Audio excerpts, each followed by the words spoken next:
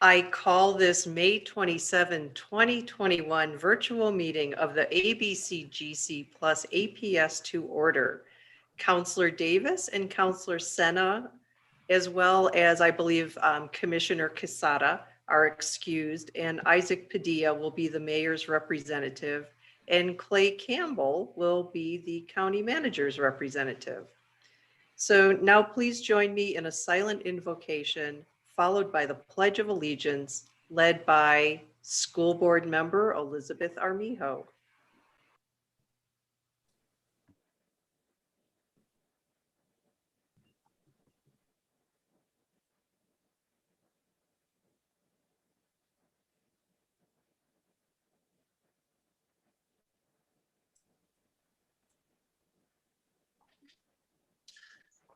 I pledge allegiance to the flag of the United States of America and to the republic for which it stands, one nation, under God, indivisible, with liberty and justice for all.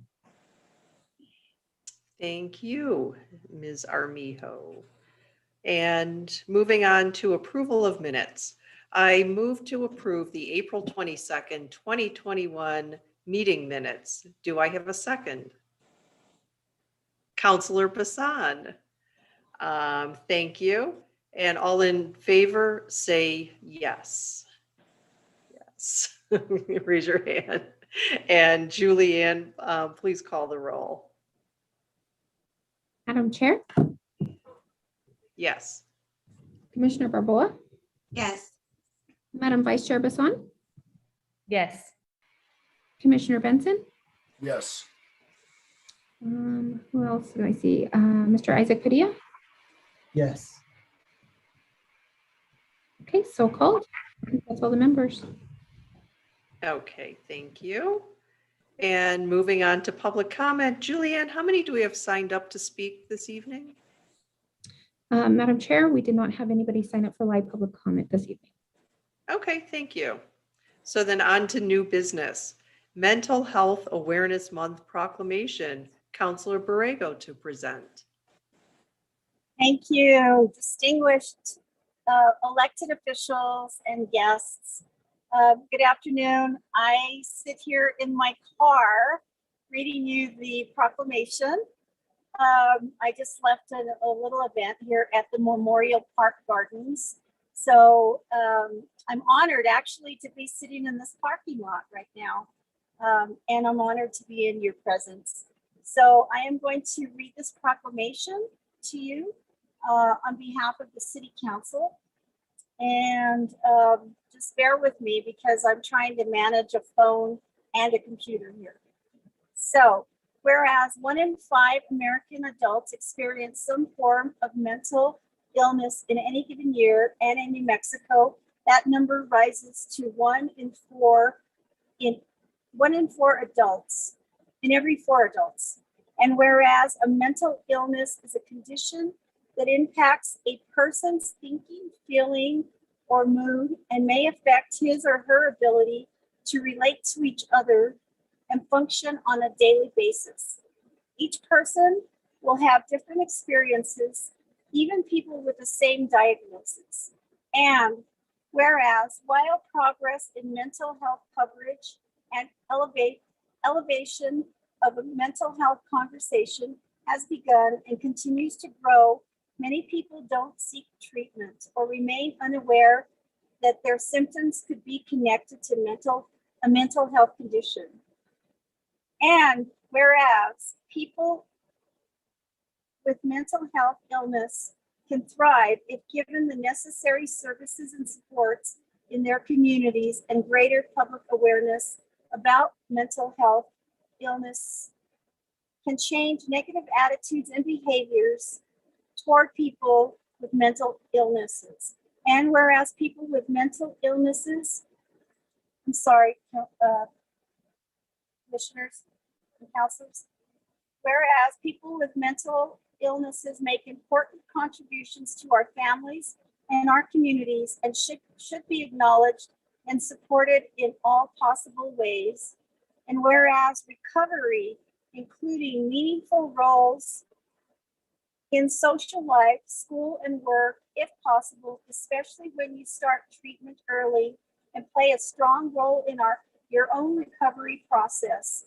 And whereas, similar to other serious illnesses, mental illness is not an individual's fault or that of the people around an individual, yet widespread misunderstandings about mental illness remains.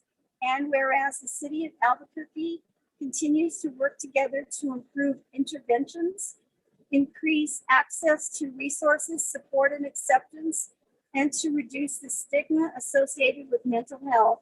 And whereas May is designated as National Mental Health Awareness Month, a time when communities in Albuquerque and across the nation draw attention to the mental health issues that millions of Americans and their families face. And whereas during National Mental Health Awareness Month, we as a city recognize our community members who live with mental health illness and substance use disorders, and we pledge solidarity with their families who need our support as well. Be it proclaimed that the council, the governing body of the city of Albuquerque, hereby proclaims May as Mental Awareness Month.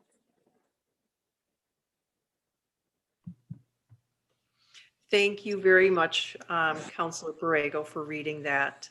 And it is important to recognize those issues, and that this month, May, is Mental Health Awareness Month. I appreciate the proclamation and that we have all come together, in this group to talk about mental health issues. So thank you very much. Thank you for the work that you all do and all of your work across the city and the county. We appreciate you. Thanks. And I know Adrian, Commissioner Barboa, is up next to actually talk about somebody who made a lot of contributions to mental health, behavioral health here in the Albuquerque and Bernalillo County area. So Commissioner Barboa, I know that you will be giving a short tribute to Adan Cariaga. Go ahead. Thank you, Madam Chair, and colleagues on this board, council members and commissioners and school board members. Thank you. And thank you so much, Councilor Borrego, for that beautiful awareness, right? I believe that probably many on this call know Adan Cariaga. He was almost, he's Budque famous. And he was born and raised here in Albuquerque, grew up in the Sawmill and Wells Park communities. And he was, a pillar in our community, specifically for the drug and recovery, alcohol and recovery and treatment. He was one along. I got to meet with one of his best friends, Art Romero, and really hear great conversations about the work they would do before there was even a lot of licensures. They were the first to lay that kind of licensed alcohol and drug treatment counselors in Albuquerque for sure. I'm not sure about New Mexico. They worked really hard because they were both in recovery themselves. And they worked really hard to meet the needs. They went along the bosque, they knew the places. They Art Romero talks about a time when Albuquerque Healthcare for the Homeless was first starting, and they got to the point where, of course, waiting lists. I want to honor Mr. Adan Cariaga, and if anyone has other words to say for him today, I want to honor his legacy of really a lifetime of, facing the shame and stigma of the disease of alcohol and substance use addiction, but also in really finding that recovery, finding that appreciating their own recovery and making sure that others had access to recovery when they needed it.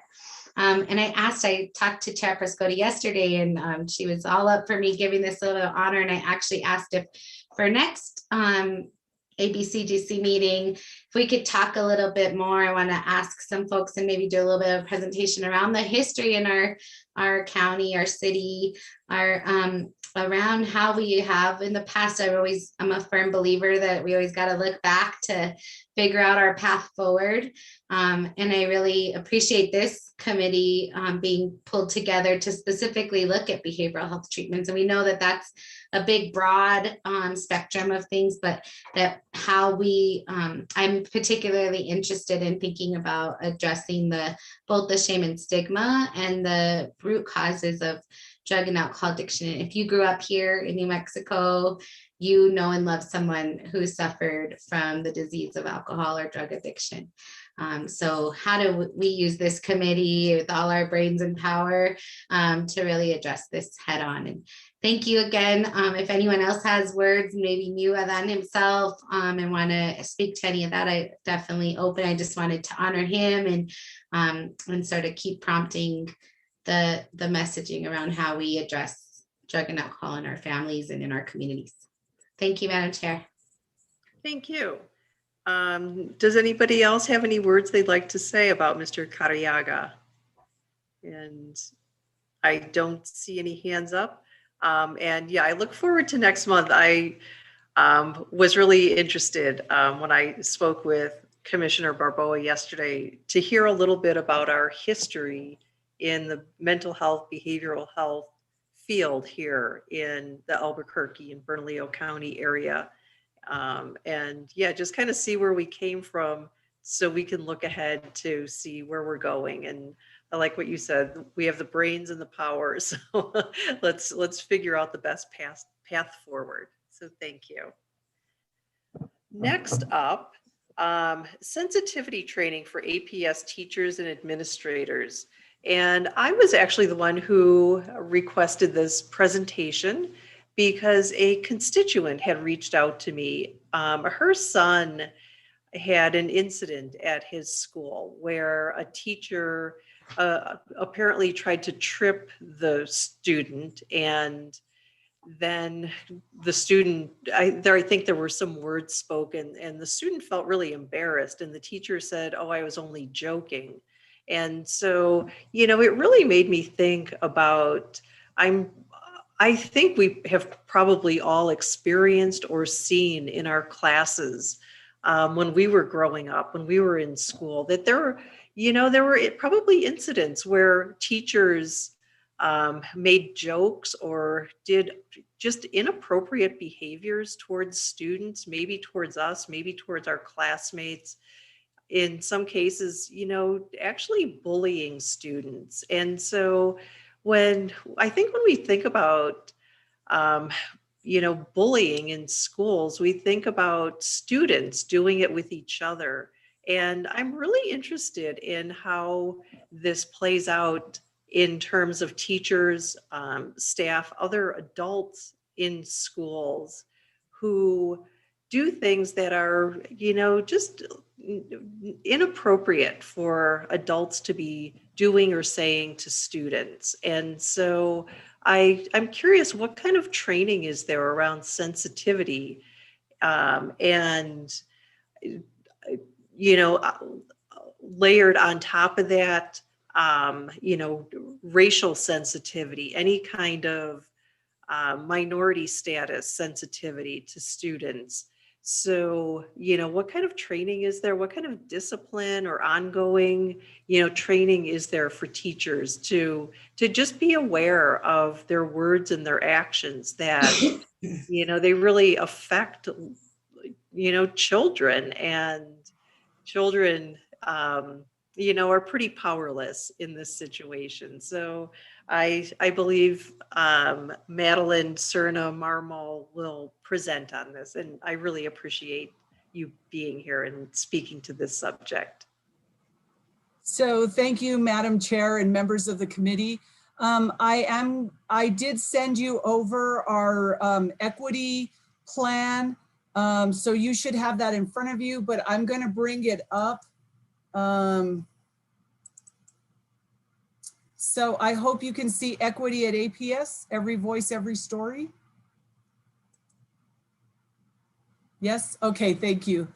Thank you so much again for inviting us. we did present to you our equity plan for the next 5 years. And so our equity professional development plan was to begin in year 4 of our 5-year plan, which is this year, this school year 2021. And so I just wanted to share this with you. And then my executive director of equity and engagement, Tanya Campos, is also here with us this evening. And we can address any of the questions you have about bullying or sensitivity training and those kinds of things. This document has more to do with professional development for equity for our teachers and for our administrators. And so this is the standard language we have on all of our equity documents. Our real big focus is every voice, every story. And APS is a culturally and linguistically responsive, diverse community committed to educational equity for all students.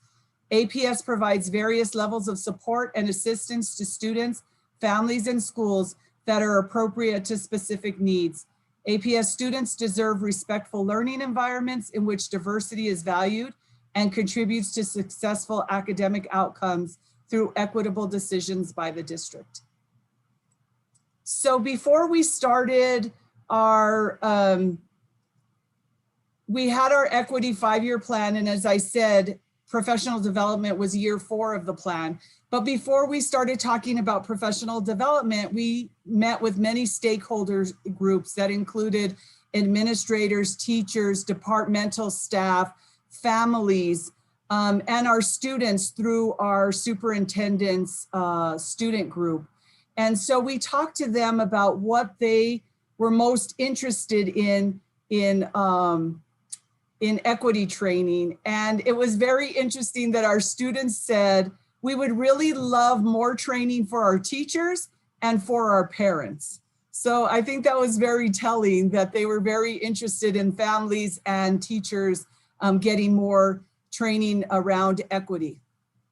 So our objectives included reducing barriers for students and families, aligning general ed and special ed curriculum and tiers of support, aligning resources and services, creating culturally and linguistically responsive classrooms, implementing data-driven decisions, creating and implementing school equity snapshots aligned to procedural directive, and then developing a district-wide professional development plan. So that was part of our original equity plan. Those were our objectives.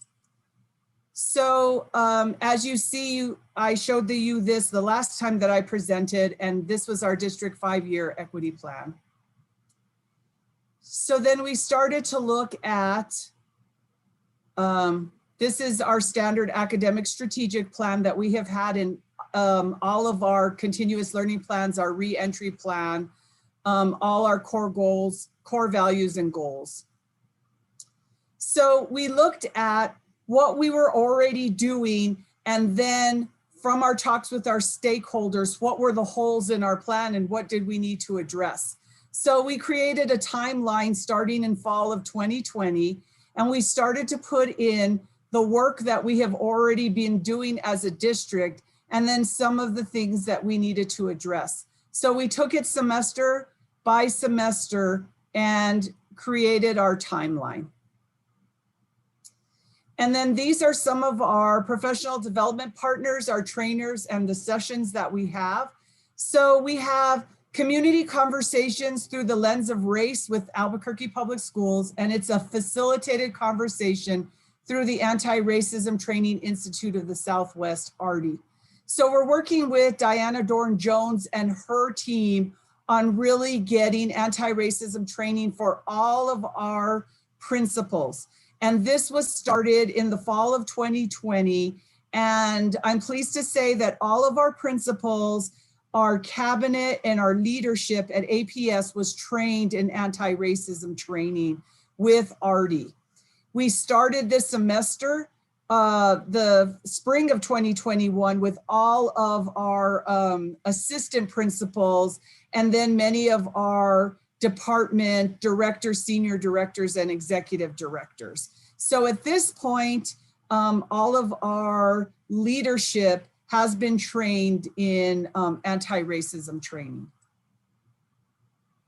So these are just all of our trainers and their bios for the RD group. Then we have Equity Engagement Special Topic Lecture Series through the lens of anti-racism and cultural competency training, also by RD. And these are longer sessions that we're having for any of our staff at APS.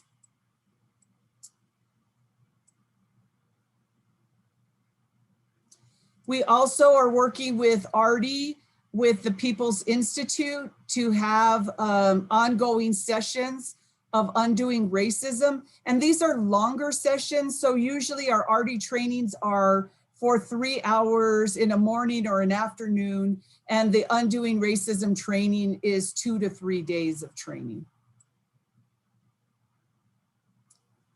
We also are working with the Anti-Racist Youth Leadership Institute, ALEAF, with the University of New Mexico, and they are helping us develop some webinars for our students, an opportunity for students to engage with each other and with experts so that they can talk about incidents that have happened at school or what they are feeling, if they're feeling isolation, if they need additional help.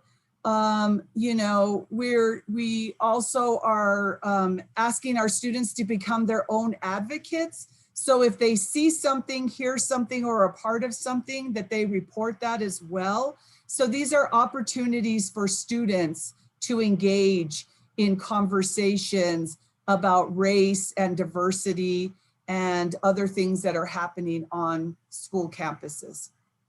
And then we're working with Dr. Shiraki Hawley, and he is providing a focus on culturally and linguistically responsive classrooms. We, for short, APS calls that CRL, and he has been conducting sessions once a month this last semester for any teacher that wants the training. And the teachers have been paid stipends because it does happen on a Saturday, and they are morning sessions or an afternoon session. So it's an introduction to CRL and really gives a general perspective on CRL and really helps engage the teachers who have questions about the classroom, about curriculum, about working with families, and engaging our students.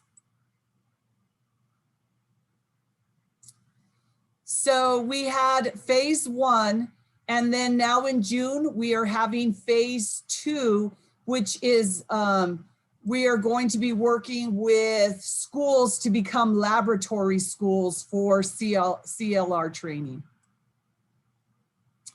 Then we are working with Bright Morning and Elena Aguilar, and we're working, it's Coaching for Equity series. And we have a teacher leader network. And so they're teachers that are working, master teachers that are working with our teachers in the schools. And we have teacher leader facilitators that are actual teachers working at every school. And these teachers have been nominated by their colleagues to really help with facilitating professional development. And Elena Aguilar has really worked with them on her book and her series called Coaching for Equity. And then we have been working for the last 3 years with Dr. Jose Medina, and he works on culturally and linguistically sustaining instructional practices for dual language programs. And so he, before the pandemic, was coming directly to Albuquerque and not only working with groups of teachers, but actually going into the schools and working with schools. And his focus is on dual language programs, so really helping us work with our English learners across the district. Then we have our Native American lecture series. And so our Indian Education Department has brought together a series of experts on Indian education and focusing on our Native American students and some of the challenges that they might have, working with teachers who work with Native American students to really focus on culture and language. And so we have been doing this for a couple of years. We have also been working with and I see a typo right there. So the Indian Pueblo Cultural Center, and they have a curriculum called Indigenous Wisdom. And so it's K through 12 curriculum, and it's really a supplemental program so that teachers can seamlessly incorporate units and lessons on Native American heroes and historical figures, and just really units that are written by Native Americans. And so they're able to use these units in their social studies units. And so we are working with IPCC to really have that as a supplement to our resources for our teachers. And in June, we have another seminar with them where we will pay teachers to attend these 2-day conferences so that they'll get more information on the curriculum.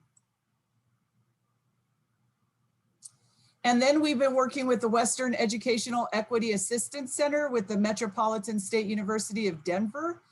They are providing us with Equity 101 training, and that is going to be starting. We've already done that for leadership at APS, but we're going to be doing that with all our departments this summer. And so they're going to come in and work with us on that. We also have our Equity Compass Review.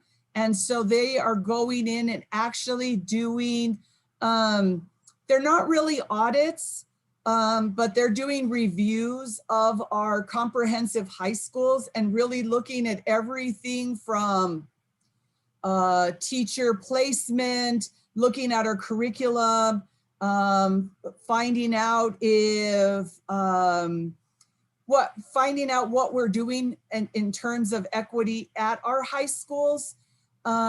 Because we have 13 comprehensive high schools, they are able to go in and work with the high schools, but then we have another 130 schools, and they really don't have the capacity to go in and do these huge compass reviews with every single one of our schools.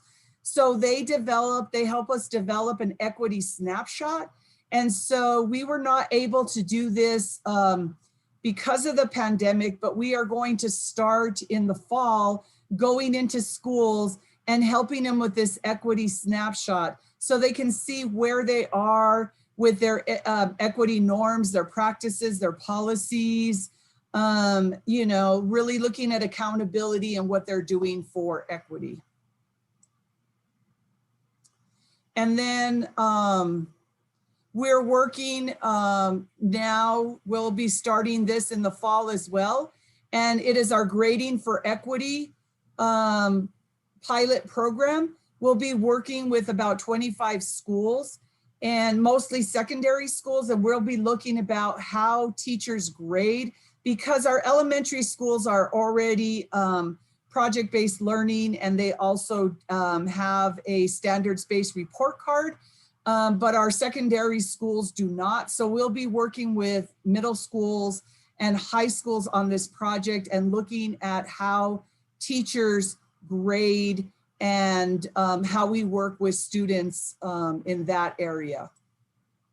And so that is our PD plan.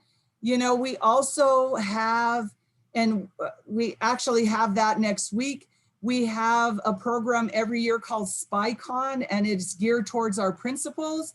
And we bring in national speakers, and we actually, they have been working with Ms. Campos to bring in speakers that are really tied to equity. And so we have Dr. Bettina Love, who will be coming in. We have Dr. Anthony Abraham Jack, who will be coming in. And then the name of the presenter escapes me, from UCLA. He's the head of the Critical Race Studies department at UCLA, and he's going to be talking to us about microaggressions.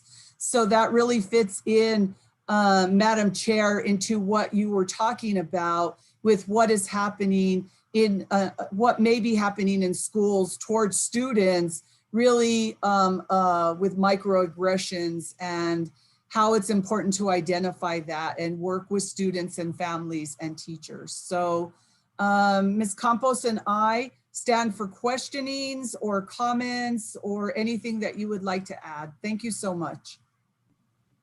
Thank you so much for that presentation. And it certainly looks like you are doing a lot of work around equity, racial equity. I guess my question was more around just the broader, I think of when we get a new job, it seems like we all have to take like harassment training so that we don't, do something inappropriate with a coworker. Is there anything like that so that teachers, staff, other employees are just aware that like sometimes adults will just make a joke and they think it's funny or cute, but it's really very wounding to the child. And, children will carry that with them, and it's not funny to them. So, I just wonder about things like that, because I know I'm sure we've all seen it. We've heard it. It may have happened to us.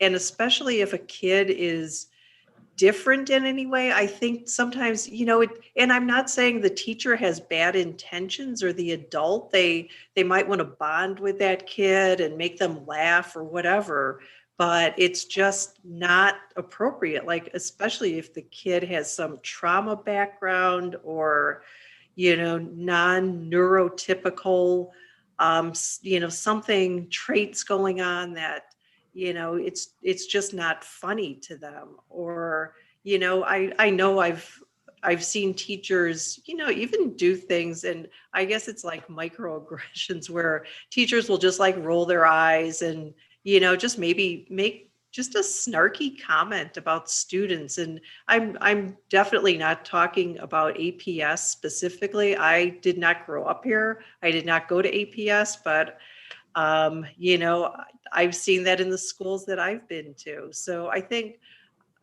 you all know what I'm talking about. So I just want to hear a more general discussion. Elizabeth Armijo. Madam Chair, thank you. I actually was going to ask Dr. Madeline Serna Marmol, maybe you could talk about the ACEs training that the teachers receive as well.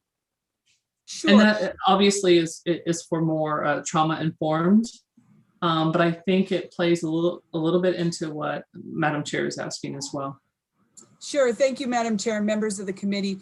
To answer your first question, we have the Safe Schools training through our human resources. So all employees must take the Safe Schools training. There are, I wouldn't guess, but it seems like about 20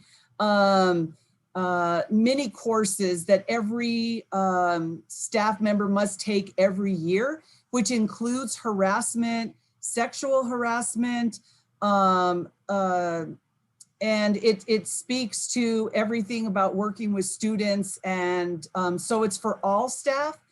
And then we have added this year a component on equity as well. So teachers, staff, department personnel, everyone will be taking a unit on equity as well.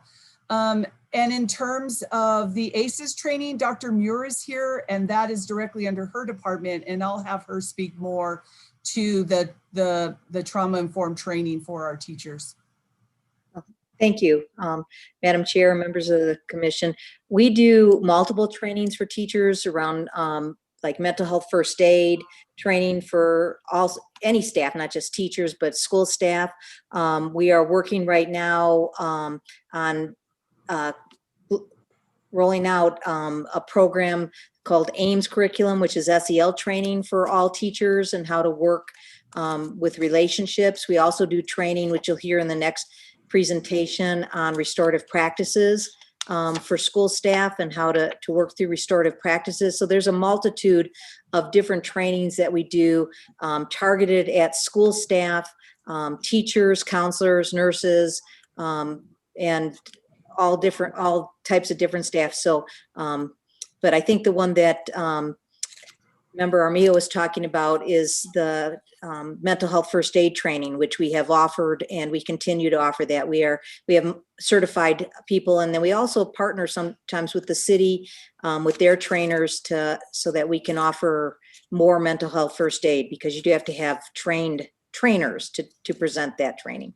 That was too many trains in one word, but I think you got the gist. But so we do multiple trainings, and we do them both by request, and we also then just offer them for schools and school staff. And so then on the other end of this issue, what kind of, you have a lot of trainings. What do you do if, if a teacher makes some sort of inappropriate joke? Is there some sort of, I don't want to say discipline, but some sort of post training after an incident occurs? Madam Chair, I can answer that. So under the Division of Equity and Engagement is also the Office of Equal Opportunity Services. So any APS staff member, student, parent, or community member can contact us with just an informal, I'm just wanting to check in with you, or I'm not sure where this would fall under, to a formal complaint for anything related to what we would say for Title IX, which is sexual harassment, or Title VII, which would include race, ethnicity, just age discrimination, anything like that. So the EOS office would look into those allegations. So that could be from, again, depending on what the allegations are and the severity. And again, if the parties would like to do like a mediation, to again a formal investigation, and up onto even involving our APS police department on that. So we would look into that. We do an investigation, and we would then make a determination and submit our findings, and then we do submit those to our Office of Human Resources. And many times what we also try to do is not just the findings, but recommendations on where to move forward for that. So many times, again, we would recommend additional training, whether it's just to the particular parties or to a group of people in that school or department. So again, our purpose is not just to identify the situation itself, but again, trying to look at it more holistically and say, what can we learn from this? And where can we go in terms of, again, identifying any type of training or opportunities for people to learn and grow. Okay, thank you. Does anybody else have any questions or comments on this topic?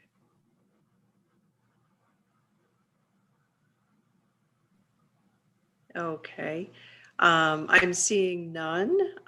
So I appreciate you presenting, and if I have any questions, I will definitely follow up with you. And so then we will move on. Albuquerque Public Schools COVID-19 Student Attendance, Engagement, Outreach, and Interventions Presentation. Dr. Chris Muir. Thank you, Madam Chair, members of the commission. We are doing this presentation at the request of member Patterson, who wanted this commission to hear the types of things that we've been doing to address some of the issues that have come up because of the pandemic and education. I'm gonna start and share my screen so I can bring up the PowerPoint.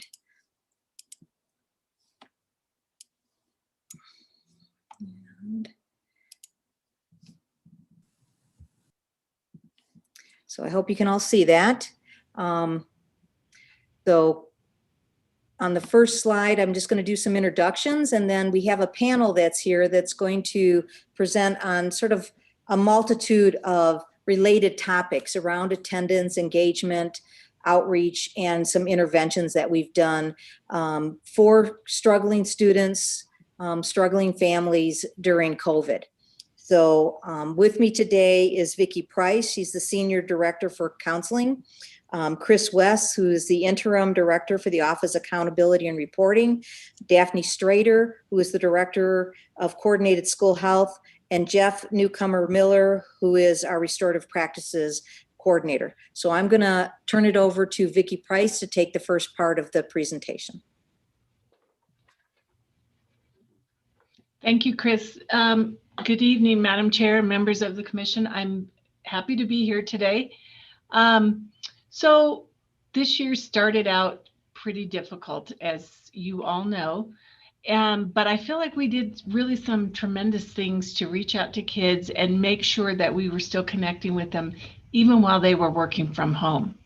So some of the things we did right out of the gate at the beginning of the year was made sure that we connected with every student and family. So if you can remember back, we were frantically getting everybody Chromebooks and iPads and whatever they needed so that they could do their schoolwork from home. But what we did in addition to that is we actually had a checklist that staff members were using to call and talk to families. And the checklist was just to guide them through the conversation with the families, but it was just to check in to say, did they know how to log into their classroom? Did they know how to use the technology? You know, did they need other assistance, food, clothing? What are the things they might need?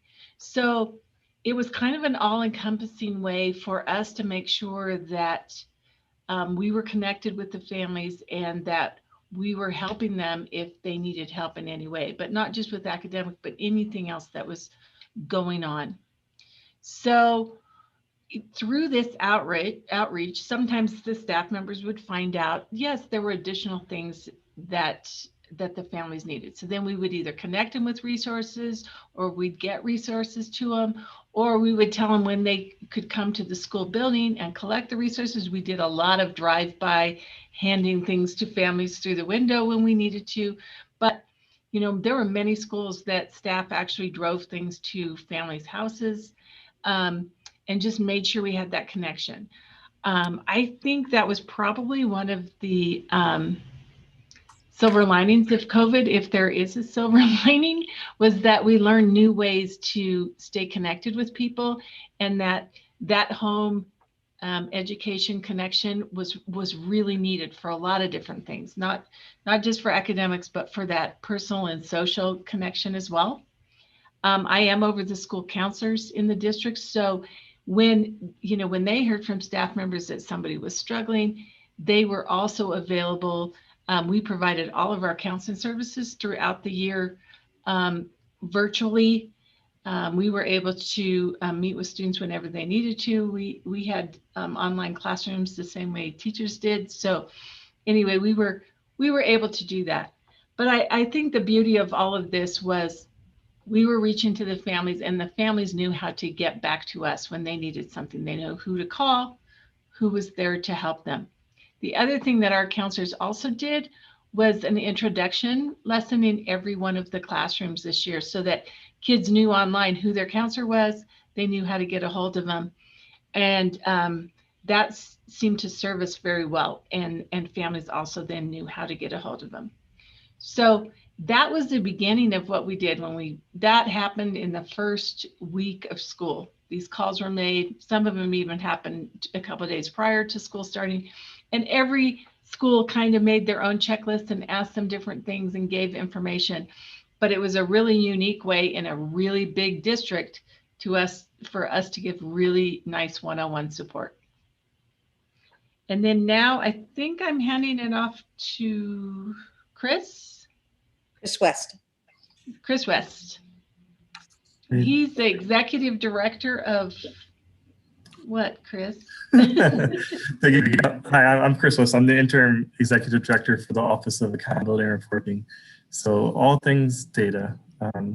And I did want, Madam Chair, Commission members, I just wanted to go over a little bit about, you guys probably heard about this idea of unaccounted for students that we were talking about around the state. And those are some of the efforts that you'll be hearing about tonight. Obviously, which Vicki was talking about, was how to get a hold of these kids. What's going on? Because we didn't have the opportunity to have that face-to-face time with them at schools. So I just wanted to bring you up to date and let you guys know what APS has been doing. So in December, we were shared a list of 2,414 students. And these are what you guys probably heard about when they said there's these unaccounted for students in APS, and what are we going to do about it? But the good thing is that we do have a student information system, and when a parent comes and decides to either transfer their student or disenroll their student, they move somewhere, all school staff, they are trained to provide us with what the parent says is the reason, and also we collect where they're going. So from that list, we are able to figure out and share with the New Mexico Public Education Department what is going on with those kids. So just so you guys have the numbers in case you're interested in it, and I'll just do some highlights here. We were able to see that, that actually 322 of those students, so 13%, they were actually enrolled with our schools. So we were happy to say that not only were they not unaccounted for or missing, but they were with us, and we were teaching them, engaging with them. There were 934 of them who transferred to another district or a charter school. So that's 39%. 6% of them, they left the states. The parents said they were moving to another state. 5% of them, I'm really happy to report that they were unaccounted for because they were hopefully off in jobs because they had earned a GED. And then 41 students, so which is about 2%, they actually left to homeschool. So their parent had indicated to us that they were going to take schooling on for themselves. But I do want to bring your attention to 780 of these students. So that's 32% of them. And those were the students that we, after multiple attempts, which we document very intensively, the schools have to before they're even allowed to do any type of withdrawal procedures, which are these students that just were not, there was no contact with them. So they were not showing up for Google Meet in their Google Classrooms. The home wasn't answering any calls, just no attempts or no communication was happening. And of course, my colleague Daphne Strader can talk more about that when she talks about the work that her team does, as well as Jeffrey and his work. But so these are the 780 kids that we're really trying to figure out what can we do to get them back into school. And if you could go to the next slide, please. So where are we now? So I will tell you that we've been working on the 780 students, and we keep having open communications with the New Mexico Public Education Department. I also know there's work going on between them and CYFD, as well as a outside contractor that the New Mexico Public Education Department has contracted with to try to make additional attempts to get these students back into school. So right now, we were able to get 36 of them back into school, but there's still that 83% of those kids, so 645 that we're still working on. So that still a lot of kids, right? 645, like you think, hey, that's a couple of elementary schools. But the point, and I will let you know, so we have around 5,000 to 6,000 students per grade. So it's not that large when you think of it that way, but I wanted to let you know, going from that 2,414 to now we're down to the 645. So I just wanted to show you guys and for you guys to have the information to know that the district is very engaged with the state, and that my colleagues here on the call here, each of them are the people who reach out and do work with these families. So I just want to make sure you guys had the appropriate information. So I'm going to now pass it off to Daphne. Daphne Strader. There we go. Thank you, Chris, for the support. Thanks, Chris. Both Chris's. Thank you all for having me. So in the Coordinated School Health Department, our main job around attendance is to build the capacity of schools to address attendance issues effectively. And so going into this school year, we knew that we were going to have some unprecedented challenges around attendance. We knew that as the district was in a remote learning model, that it was going to require really an all hands on deck approach. And as Vicki reflected to you, that is really the blessing that we found, is that all APS staff really stepped up in huge ways to provide extra outreach and intervention supports for students across the board. And what we found in our national research was that, you know, APS was pretty par for the course in terms of some of the issues that we were having in terms of numbers of students that were having challenges logging on or engaging or general kind of attendance notions. But, you know, what I will say is that despite all of the extra teaching and learning adaptations that that teachers and EAs and school level personnel needed to do to support students. Regardless of all that, they really did step up and provide a lot of outreach. And it was not just teachers, it was all sorts of folks, and you'll hear from Jeff here in a bit around some of the work that happened at the district level as well. So go ahead, Chris, change the slide. I think one of the biggest pieces that we really wanted to focus on in terms of attendance was a huge mindset shift for all staff in the district.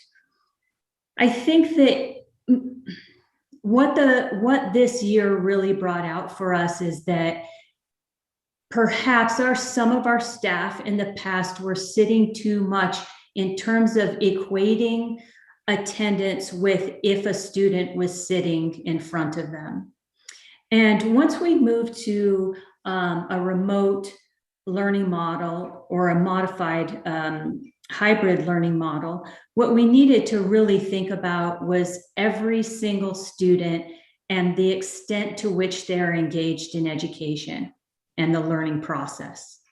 Not necessarily are they proficient, but the extent to which they're engaged in learning and in the opportunities of learning that the district was providing to them. And so, for instance, when we were in remote, if a student was unable, or if I was unable to obviously connect with you through my internet and it dropped right now, obviously we'd have a hard time engaging in this presentation. And we did have students with that, regardless of the notion of all of the work that the district did around getting students access to technology, having partnerships with your organizations as well to make sure there were hotspots around the city. So regardless of all that, some students did not have the capacities for whatever reason to engage with online learning. And through an equity mindset, we really worked with all of the staff to have them recognize and use the attendance data that we have to see if students, or the extent to which students were engaged in the learning process. And if they weren't engaged in this process, then maybe I was going to have to, as a teacher, provide packets or phone call office hours or any number of things. So it was an amazing amount of adaptation that was required for our teachers this year to make sure that all students really had that opportunity. So we really grounded all of our reentry plans in some real critical tenets.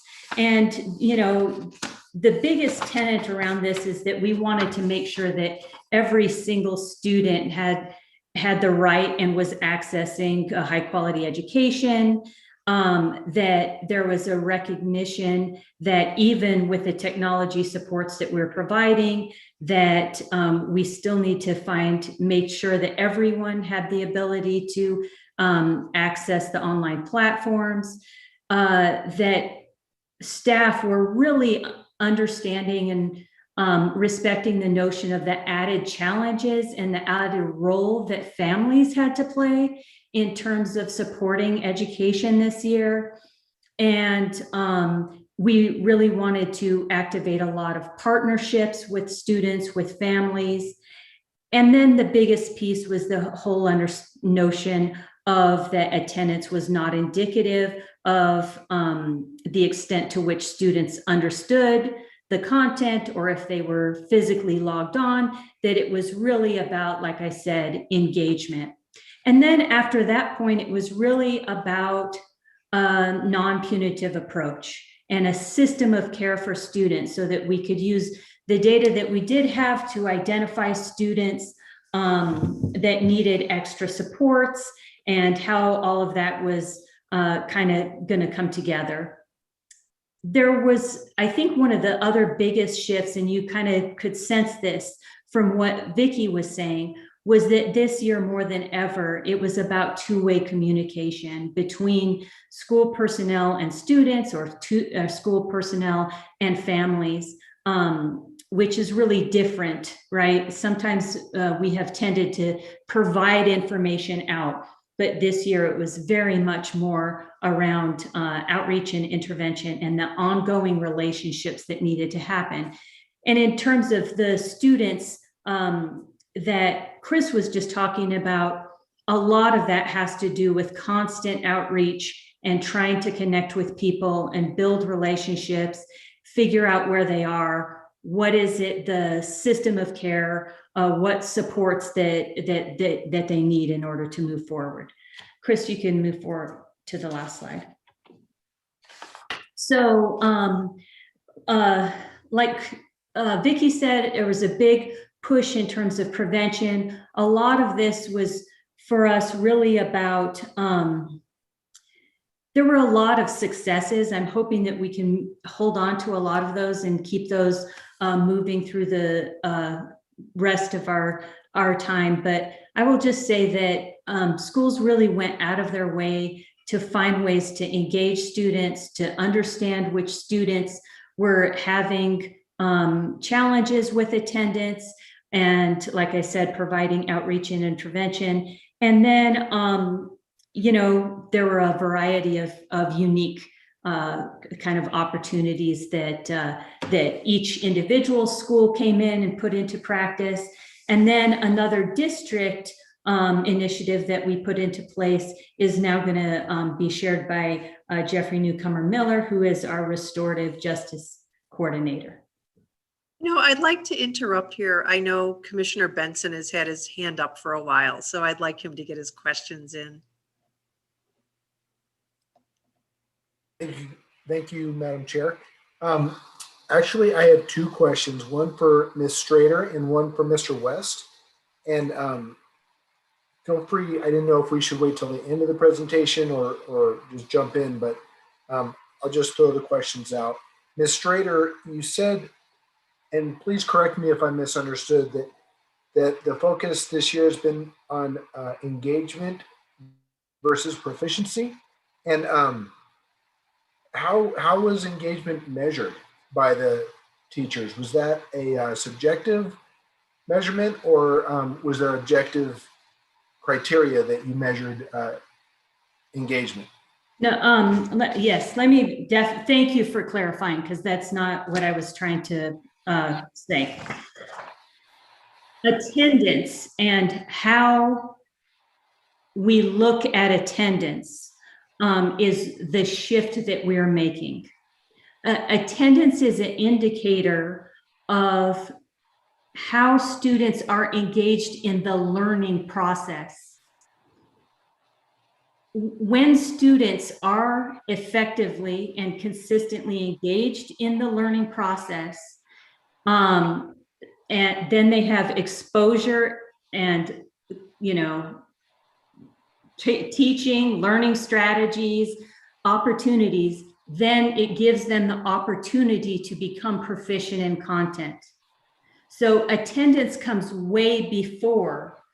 What I was trying to explain, sir, is that in the past, because attendance was kind of seen as more of a passive indicator.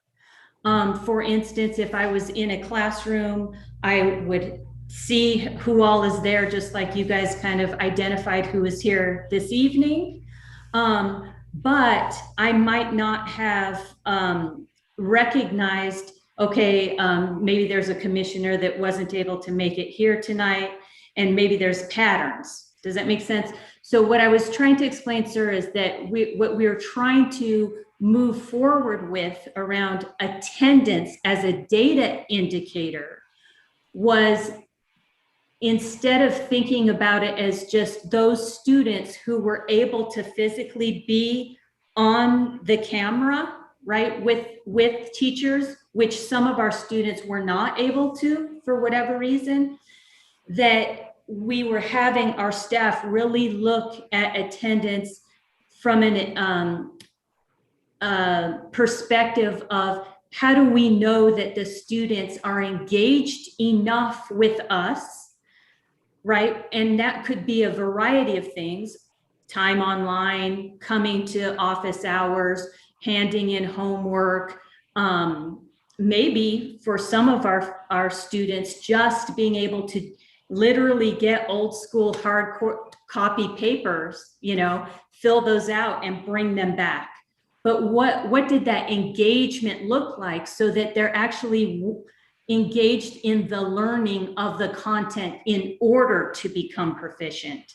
Okay, I see. So if you've got a straight A student who's not showing up to every Zoom class, they're not present, but it doesn't mean they're not engaged necessarily.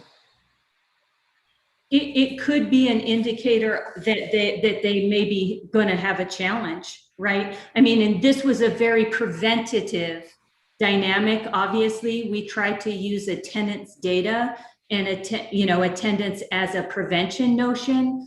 But even then, right, in some cases, I would still be concerned for a student that wasn't engaged in the learning process and still getting grades, because that might eventually come and catch up with them. Sure. No, that explains it. I appreciate it. Yep, that answers my question. Thank you. Mr. West, just for the sake of time, the data, I enjoy data. So the data that you presented on the missing students was helpful. Now, what about the other students? I know that APS's overall population has dropped quite a bit, and there was another group of students about the same amount. I don't remember reading in the paper, about 2,500 that were identified as just normal attrition, right? Or something like that. How was that group separated out from the folks that you recognized as just normal attrition? Yeah, thank you for the question. So that when you see that 2,500 number, so as you guys are probably very aware of because of your positions, we do have as a state, our net population has been decreasing. So every child that leaves, we have various codes. So in addition to the numbers that I share with you, those are just specific ones that the governor had the New Mexico Public Education Department say they were there at the end of the year, but that we didn't see them at the beginning of the year. So what happened with those? Like they look just at these specific ones, but you're right. It's kind of like two different cuts of the data. But yeah, there are kids that we don't have every year. We lose a lot of children to private schools, and around the transition point from elementary to middle, we do have a chunk that we lose every year who just their parents decide to move either to a private school or to one of our non-APS charter schools. So that's a natural thing that we experience. But we've also seen just overall declines every year, around 2,000 kids for like the last 5 or 6 years. That just has to do with birth rates, and then also people leaving the state, maybe for other job opportunities. I mean, honestly, I don't know why they leave. I just know that they tell us that my child is no longer with the district and we're moving out of the state. But we don't like really get into family decisions, or we don't ask about those things because it's not really not our place. Okay. But yeah, they're two different things. So I was just wanting to make sure that you guys knew two different messages. And I've been more than happy to provide more data. We do, just as a plug, we do have our APS dashboard, which is on the aps.edu website. And if you click on there, there is an enrollment number that you click on. It'll show you how enrollment has fluctuated by school, by level, whatever you want. And if you don't see what you want there, you can always send us an email and we can get you anything that you're interested in. But it's two different cuts of data. Hope that helped. Perfect. Thank you so much, sir. Yeah, that did help. And yeah, you kind of touched a nerve. That's families leaving our state. That's what concerns me probably more than anything else. For all the reasons above. So yeah, but that answered my question. Thank you. And not to belabor the point, but I also want to let you, we did see a large decrease in kindergarten, and that's the place where we're all kind of very interested in seeing what happens, because we did have a lot less kindergartners enrolled this year than we have in the past, and that's a new phenomenon, right? Because we're used to seeing enrollment go across all the grades go down. but we weren't used to seeing this big chunk of kindergartners not show up. So that's kind of the big mystery right now in the data world is where are they going to come? Are they going to come in as kindergartners, they come as first graders? What's going to happen? But so anyway, I hope that helps a little bit. Yes, sir. Thank you. You're welcome. Thank you. And I see Counselor Bassan has her hand up. Go ahead, Counselor. Thank you, Madam Chair. I think my question is again, probably for Mr. West. As much as I'm very relieved to hear about such a significant decrease in the numbers of missing is what we were reported, right? So 2,400 down to 645 is that's impressive and good and relieving, but I'm very concerned still about this 645 is still a lot of children. And so it said that there's a third party that's being worked with right now, trying to identify the whereabouts of these children, or am I correct in that?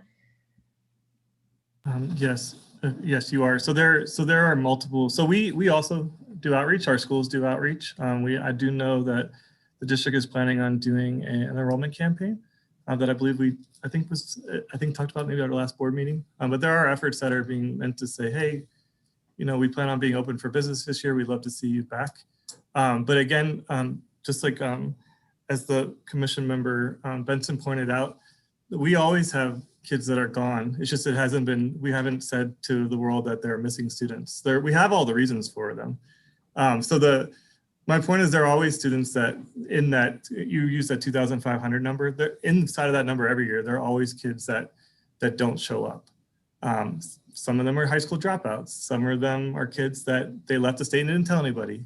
But again, I just want to give you the context. And I'm not saying that 645, or I think that's the exact number I had, that they don't matter. But from a data standpoint, when you're looking at 80,000 kids, it's a very small amount. And because we're serving all of the students of the county, there's lots of different things that happen that go into that 645 number. But I do, to your point though, we have been working, you've probably heard of Engage New Mexico as one of the organizations that we've been working with to share data with, to make sure that they can use their resources, and that those resources were made available to us by the New Mexico Public Education Department. So they have the list of kids and they've been doing phone calls and other outreach methods to try to get them. But I know again, the schools, I can tell you when kids went back from completely remote at home to some students going to come back, the schools were able to connect with some families when they asked all the parents to basically say hey, what's going on? Are you planning on coming back when we open up? And there were families that weren't currently enrolled that did reach back out. And some of them reached out and said to their principal, no, we're still gonna stay home, we don't feel safe. But the important part is they did make that engagement and they did have that connection. So yeah, there's a lot of things going out there, but I just want to let you guys know that we do know who the kids are. It's just the hard part, which is why I'm really blessed to have my colleagues on this call are with the work that they do, which is trying to get them back. But yeah, I know it's a long answer, but I just want to make sure you had all the information I could provide. I appreciate that. I guess the 645, I think I'm hearing, and I hope I'm correct, that we know who they are. I hope we know where they are. They just might not necessarily be with APS, but I'm hoping there's been some outreach to make sure they're all right. Yes. And I'm assuming that's happening. Yeah, and just to confirm, there have been many attempts made. Yeah, so in terms of the district, we have, you enroll your child and we expect your child to be here. We do, have attendance laws in our state. But when the parent does make that active choice to pull them out, that's kind of where it's where does the line end? But we do, in the spirit of getting kids in school and making sure they're there, we have been sharing this information with lots of different agencies. So that is not just APS doing it alone. And I will add that, in conversations with Engage New Mexico, some of the outreach that they've done, and this is after all of the outreach that APS staff have conducted, they've done outreach up to 20 times before they have been able to reach some and get in contact and with some of these families. So, in light of the pandemic, some of the families are in they've moved, there's just a variety of different dynamics, and it's taking some significant amount of outreach, and everyone's just staying on it. That's all we can do is just keep at it and keep tracking them down in whatever ways and looking for those other opportunities, like Chris said, to find an opportunity to reengage them. So we have worked with also children, youth, and families very closely. And one of the things that we implemented is the last part of the presentation, and that's the home visiting piece. So I think that'll give you a little bit of a idea of some of the deep dives that we've done to try to connect with families and students that we have not been able to connect with just via calling them, those types of things. So if Madam Chair is okay, we'll proceed with the last presenter. Do you have any more questions before we go on? Yeah, thank you so much for taking the time out to answer questions. So go ahead. Thank you. Jeff Newcomer Miller is our restorative practices coordinator, and he's going to talk about the home visiting program that we implemented because of COVID and during COVID. So go ahead, Jeff. All right. Thank you, Dr. Muir. So I appreciate the opportunity to share, and I want to highlight my work. I was the one going out and doing home visits along with the APS Police Department. There was another member of the restorative practice team there who were commissioned to do home visits with students or schools in particular. And this was all sort of in response to the outreach, the need that the schools were presenting. And I want to give kudos to my leadership here, who's represented by members on this committee that, or at least in this panel, that they saw that need and decided to reach out in a really direct way. And so we've been practicing restorative practices here in the district for several years now. And in a lot of ways wanted to see, have continued to branch out. And this was one way that we could provide support for the schools. So I'll move through this fairly quickly because we were one part of it. Simply Daphne's team in doing attendance was one part. The schools were another component. The nursing department was another. I mean, there was a coordinated effort, and I sort of seeing it from the ground floor. It was extraordinary. There was. I know we have numbers of students who are missing. And I have visited with those students. I have visited their homes. I have seen situations, and it's very eye-opening to see a lot of these situations and to learn something. But I'll just talk very quickly about what the policy was, and then go through just a few of my numbers. So I'll move fairly quickly so we can save questions for the end as well. But the home visit policy, or the home visit practice that happened, was in response to this need of schools missing students and not knowing what was happening, and that Daphne's team and the schools were repeatedly making efforts to coordinate, contact the schools, and were getting no response whatsoever. And so this was an attempt to say, let's go and visit. Let's find out what's happening. Let's see what the situation is and whatever support we can provide. And so this was often done, or this was required, that there were at least two people who were going out to these homes for various reasons. Ideally, that would be one staff member from the school who knows that family, who's connected to that family, who has a relationship with them. And then either I or somebody from the APS Police Department would accompany them and do the home visits, knock on the doors, and meet with them. So you can go ahead to the next slide, Dr. Muir. So we have in our district a wellness check policy, which is often conducted through the APS, the police department. We wanted to make a strong distinction, or the leadership wanted to make a strong distinction between a home visit and a wellness check. Wellness checks are in what I would consider more severe or extreme conditions, where we are concerned about the very well-being of that student for whatever reason. And we need something, we need to have direct intervention or a direct check-in on that student. And that would be a phone call to the APS, the police department, and ask for an officer to go out and visit for that family and find out what is happening. For a home visit, this was a very, sort of on the lighter scale. This was after many, many attempts. We said it had to be at least 3. I don't know any school that had fewer than 20 attempts at reaching out to a student that were wanting to contact that student, had various numbers, contacted every single contact number and phone number, email, even through social media if they had any kind of number or way to contact them. we're attempting to reach out to the families, and we're simply just not getting anybody, any response whatsoever. Or what would often happen is that a family would contact or respond to contacts from the school once or twice, and then simply not respond any further. And so that raised the level of concern, and especially when their student wasn't attending online, wasn't getting homework done, that sort of thing. So the home visit was intended to reach out to these families and simply ask them, what do you need? What's happening? How can we support you? And hopefully have a friendly face. In the vast majority of the home visits that I accompanied with the schools, the person who was there was the person who was most connected to that family or to that student, and in many situations spoke the same language as that student, and so made it as comfortable, as friendly of an environment as possible. You can go on to the next slide then.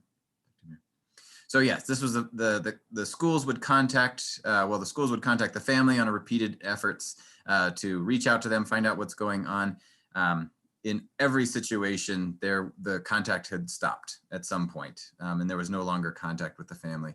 So they would reach out to me, and we would schedule a home visit with the school and with the family. There would be notifications sent to the family of the home visit, but this was often, it was ideal that they would know or be aware that we were making a home visit, but in no situation did we ever have the luxury of being able to have an actual coordinated scheduled contact with them because they had simply stopped responding. So we would go out with a designated school staff person. We would visit the home.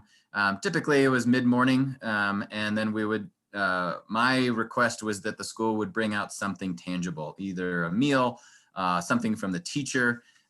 Every teacher that was asked for this would hand them not only schoolwork, but gifts from the class, activities, fidgets, something from the school that represented something that they had done. I mean, we went on several after Valentine's Day, and they were often sent out with packages of chocolates and other treats and things. So it wasn't seen as just a punitive visit for attendance reasons, but it was seen as an outreach and a coordination with the family. So we would visit with the family, we would knock on the door, find out what's happening, and then find out from them what they need and how we can support them. And that looked very different in every situation. And if the student wasn't there or we didn't make contact with somebody, there was always something learned in that situation. Then we would schedule a follow-up visit, typically about a week or so after that, and go back to the home and find out how they are doing with connecting, and submit a report as well back to the school. You can go to the next slide, Dr. Muir.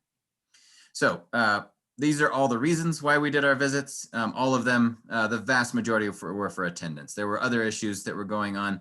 I had one student who had stopped attending because the teacher and the mom had sort of had a conflict. And so we knocked on the door to find out what was going on.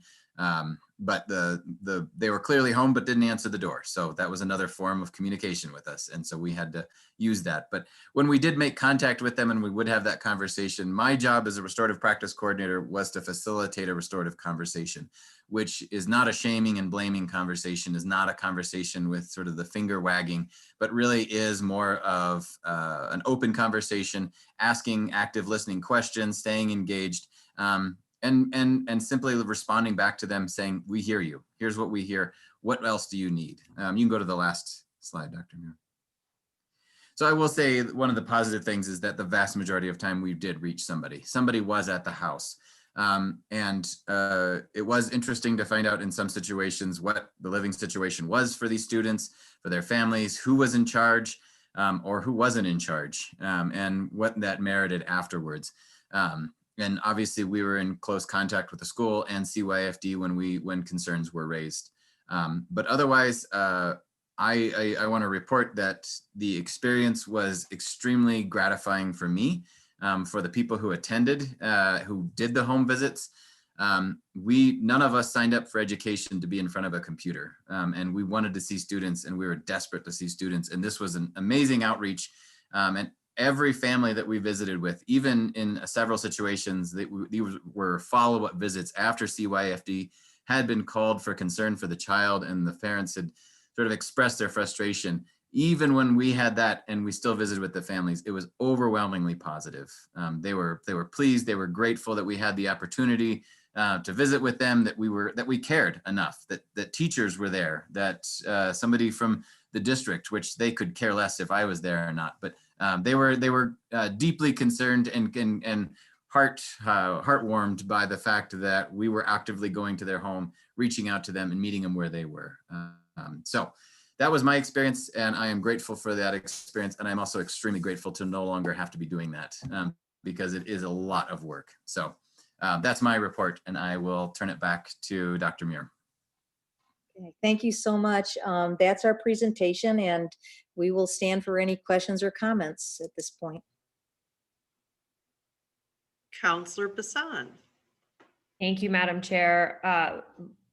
I think you sort of answered my question, but I did want to express my very deep gratitude to all of this team and everyone that falls in underneath that part of the umbrella, because this is such a heavy lift and there's no winning it. There's no making it fully better.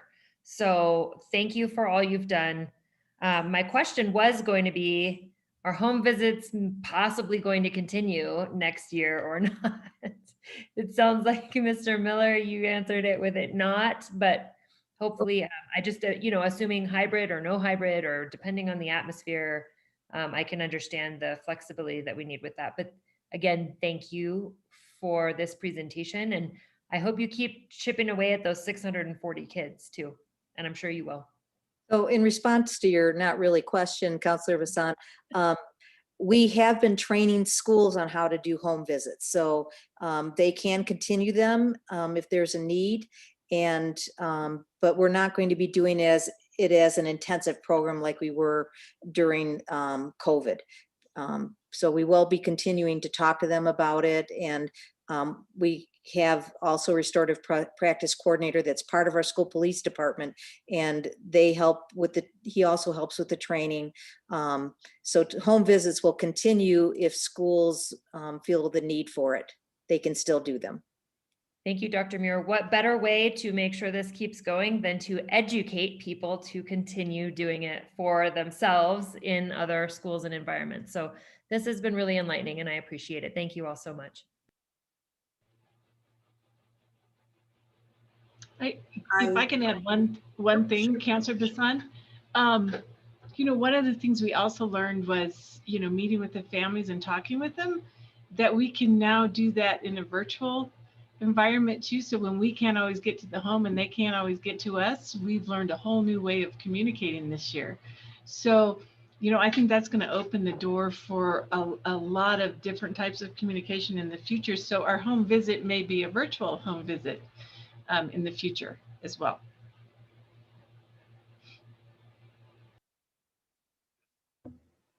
Thank you. I see no other questions. Thank you so much for the Madam Chair, this is Yes. Board Member Patterson.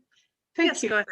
Yes, I just want to thank the incredible work by Dr. Muir as well as Serna Marmel and the team that they brought here today for working with the families and the students in our district. It is incredible work that they do, and I just want to thank them for the presentation and the time that they have given us here tonight, because I know this is after hours like the rest of us, but thank you so very much for the incredible work. Absolutely. Thank you for adding that, Member Patterson. So if there's nothing else, we will move on to the next item. Pre-prosecution diversion program, PPD presentation, and Counselor Bassan will introduce this item.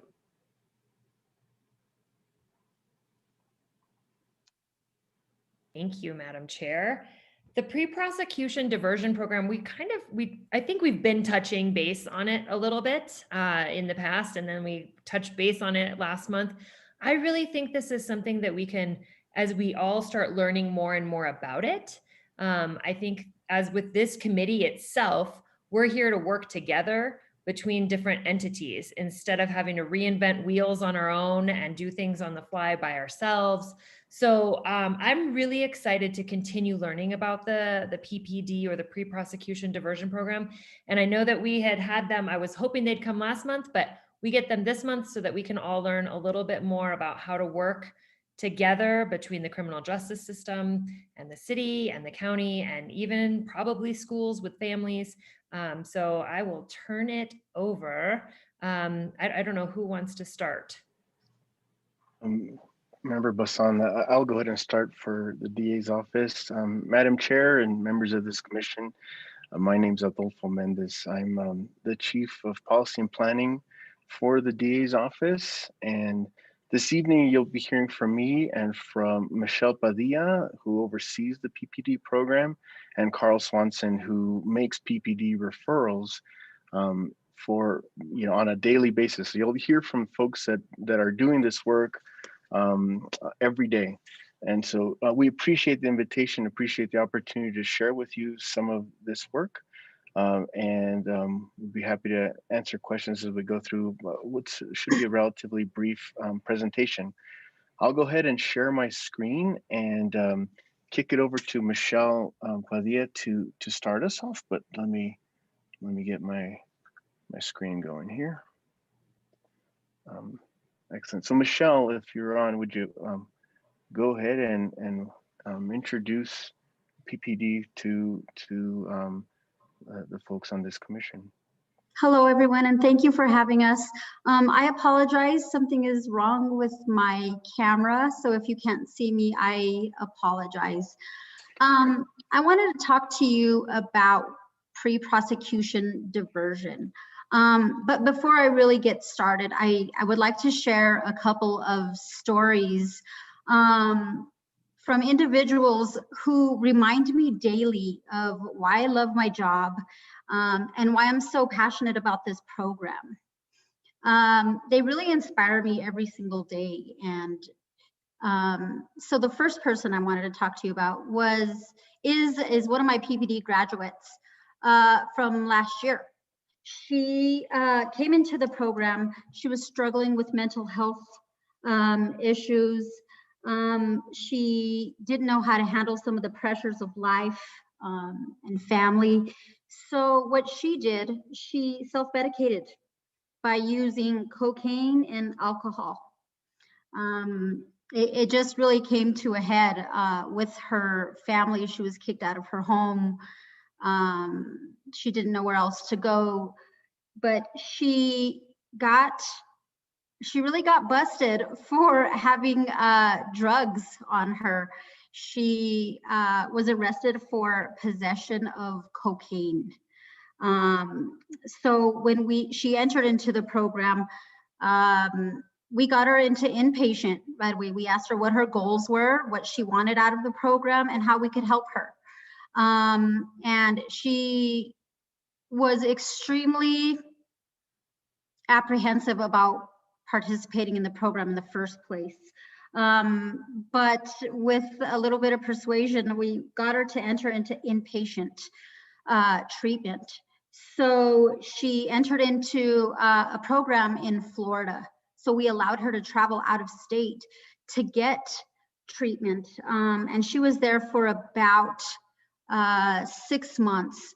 And then she was released with an intensive aftercare program. So during her time with us, she completed college.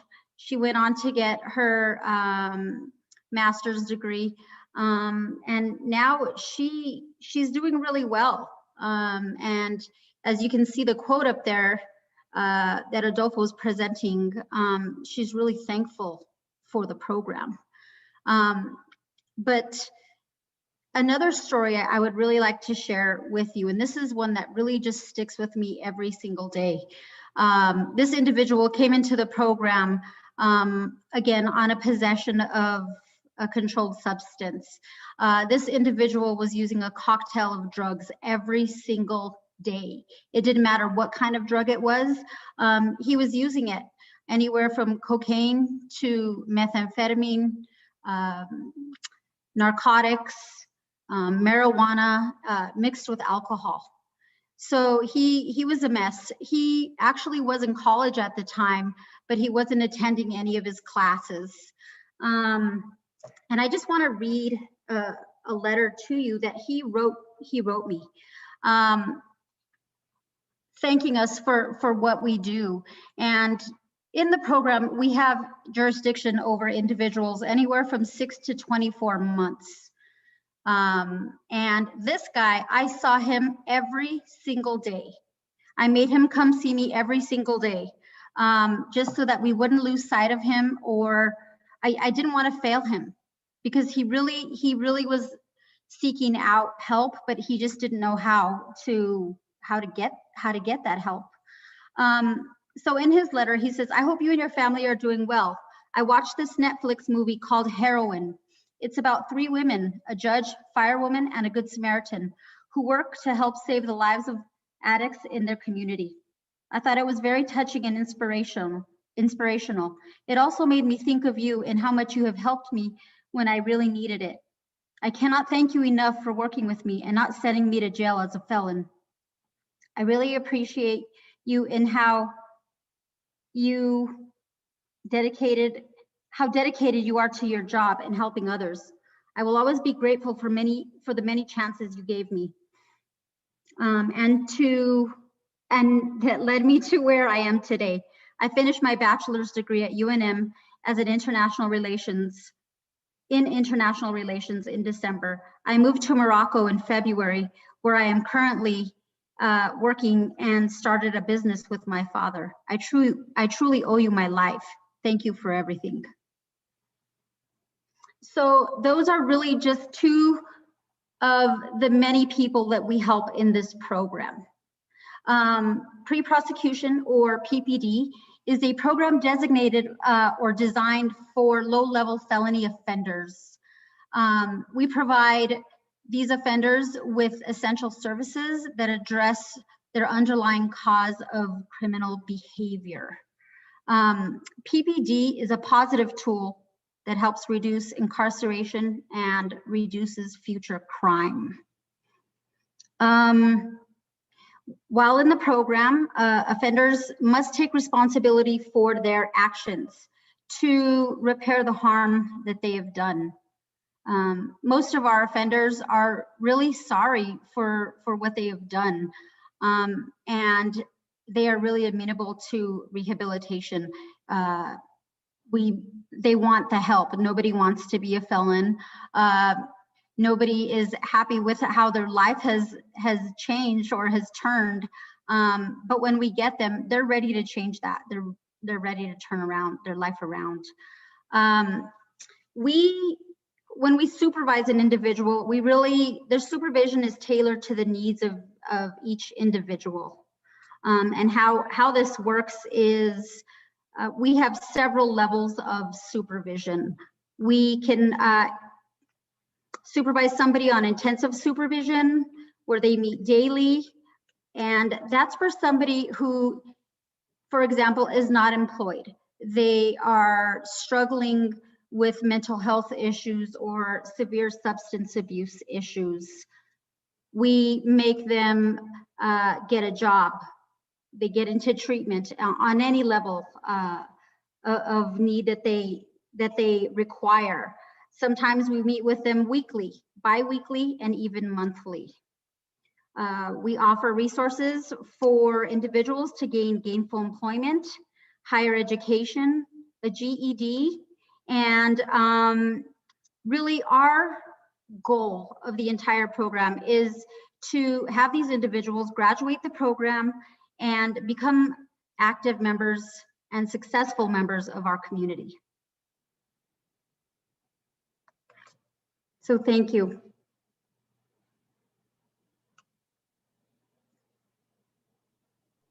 Michelle, so I'm showing the slide of what is PPD. I think you covered that it's a statutorily creative program working with low-level felony offenders, and you talked about some of the rehabilitative and treatment services.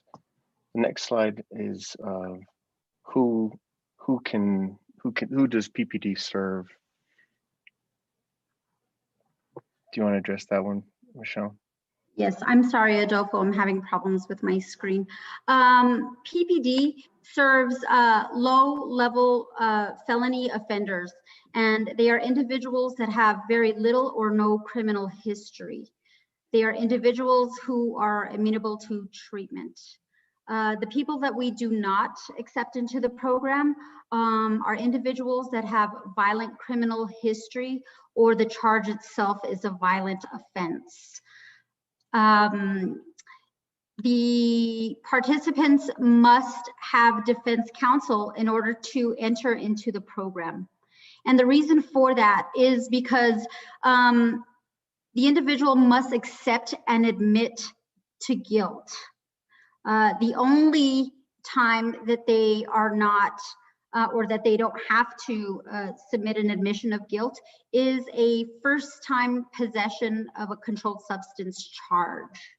So really what our goal there is to get them rehabilitated. But when somebody completes the program successfully, they're going to leave the program without a felony conviction. They're going to leave productive members of the community. They are going to have gainful employment. They're in school, a graduate of any type of education of school, whether they obtain their GED or a college degree.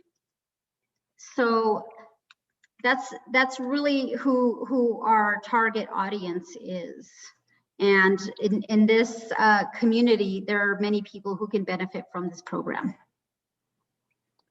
And Carl will kick in and talk a little bit more about the benefits of PPD. So Carl, would you take this section? Thank you, and thank you everybody for letting us present today. So I'm Carl Swanson. I am currently at the DA's office, and I have a confession to make. For about 8 to 9 years, I was actually on the other side. I was a public defender here in Albuquerque. And I quit that job and I joined the Army. And after that, I came back and I joined the district attorney's office to work in their community justice initiative and specifically work with finding diversion cases. And I'm very lucky to get to work with Adolfo and Michelle on programs like PPD. Earlier, there was a presentation tonight about Mental Health Awareness Month, and it got me thinking, as a public defender, I'm going to tell you that 80 to 90% of my clients had mental health issues. And sometimes those were coupled with substance abuse issues. And then on top of that, you're gonna add economic issues, like they don't have a job or they lost their job because of their substance abuse issues. And then on top of that, you're gonna add a history of trauma. And on top of that, you add that, you might have difficulties with your family, either your wife or loved ones or your mother and father, but you feel like you don't have any support anymore.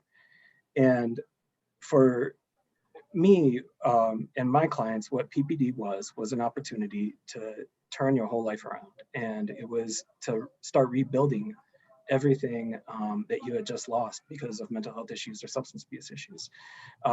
It gives, if somebody's successful and graduates PPD, it gives them an opportunity to leave the criminal justice, criminal justice system without a felony conviction. And we also provide stabilizing treatment and counseling. One of the things I like about Michelle is she will get to know somebody and she will get them involved in school. She will find out, what the last grade they attended was. She will get somebody a GED, or she will get somebody into college. And so she'll rebuild their life. She'll work with them on housing. I know for a fact she gives some of her clients parenting classes. And so she really addresses someone on a variety of different levels. And when you send somebody to regular probation, it's a lot different. Probation it's a very overcrowded system. And sometimes people only check in once a month, once every 2 months to the probation officer. And they'll be drug tested, and the probation officer will run their criminal history just to make sure they haven't picked up any new charges. But that's it. There's very minimal contact. And PPD is the exact opposite of that. And it addresses every single thing that you can address with a person every single time they meet. And so I loved it for my clients. And next slide, Adolfo. the benefits for the criminal justice system are, I mean, there's less people in jail, so it costs less money.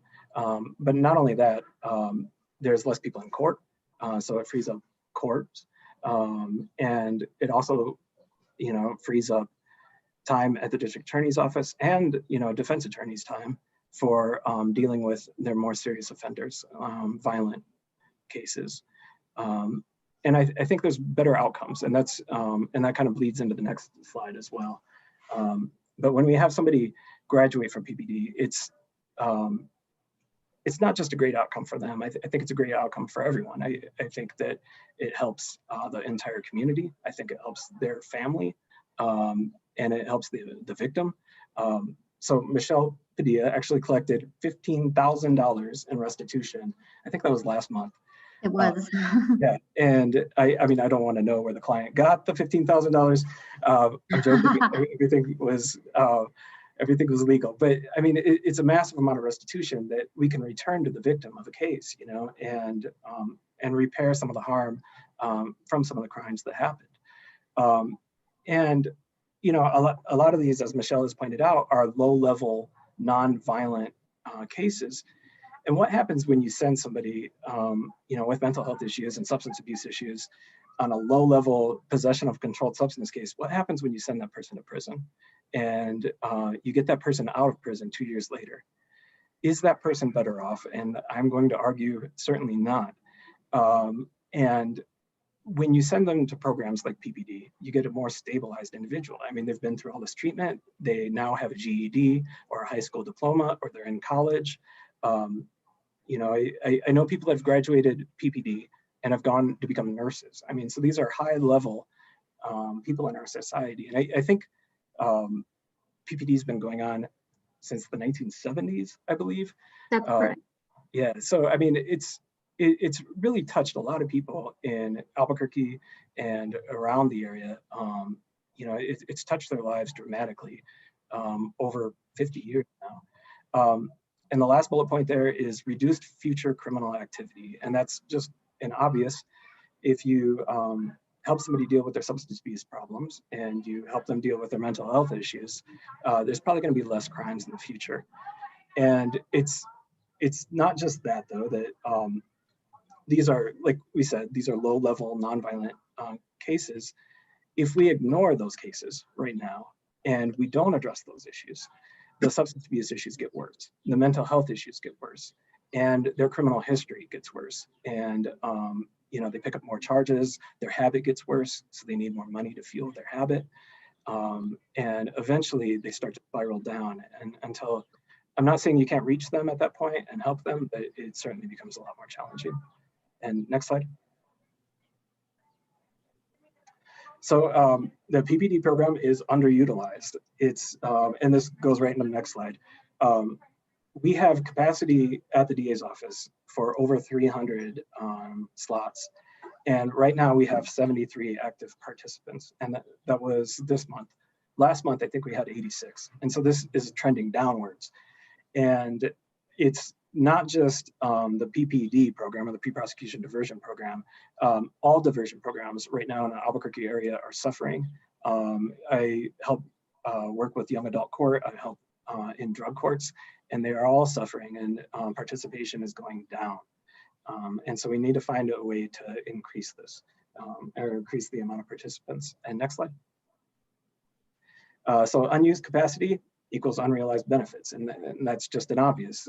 If there are less people in programs like PPD, then there are less people we are getting help. And that means that crime is eventually going to go up. And next slide.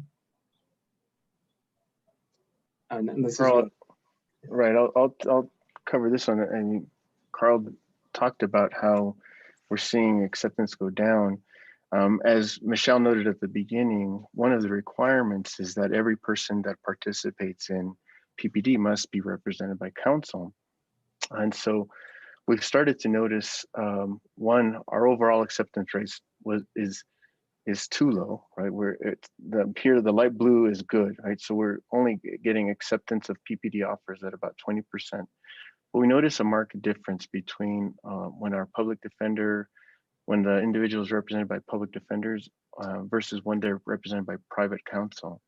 So with private counsel, acceptance is almost 60%. But in contrast with our public defender offers, those clients are only accepting at about 13%. This is significant because you'll see why this almost 60% doesn't increase the pie on this one that much. It's because of the volume.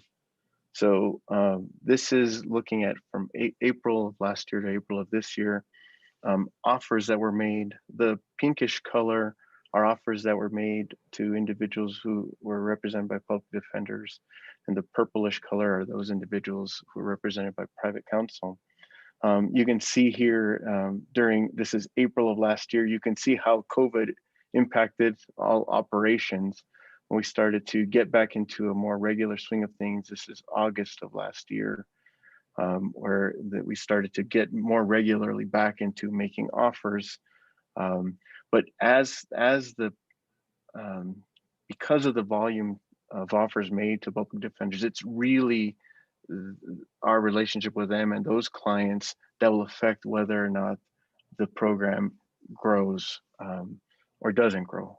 And so just wanted to give a sense of that the acceptance overall isn't where we would like it to be, and that we're seeing something happen in the difference between when an individual is represented by private counsel versus public defender counsel, and overall volumes. The vast majority of our offers are made to public defender clients.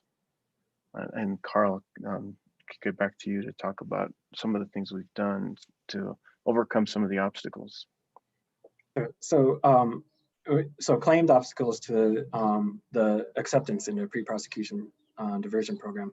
And so we talked a lot about, before we put up the slide, we talked a lot about the word claimed, because I want to just stress these are legitimate obstacles, but we don't know the reasons why people are not getting into PPD. And the obstacles are admissions of guilt. And it's hard, I understand. It was hard for me as a defense attorney, and it's going to be hard for any defense attorney to get their client to realize, hey, signing the statement saying that you're guilty and giving it to the DA's office is going to help you out. I understand that's a difficult conversation to have. And so that's one of the obstacles that defense attorneys have claimed for not getting people into PPD. Another is drug testing fees. And so it does cost some money to drug test someone. And for a while we were charging people or making them, come up with that money. And then the PPD program costs. There were some fines and fees just to pay for the program. And then in the next slide, it shows that what we've done to address each of these obstacles. And first, for the admissions of guilt, we've eliminated completely admissions for possession of controlled substances. So if it's a possession of controlled substance charge, which there are a lot of those charges out there, then we will not require an admission of guilt. And so those people will just take in a PPD. Right now, for other felony offenses, we still require an admission of guilt. However, we will still communicate with the defense attorneys and try to work with them to deal with that issue.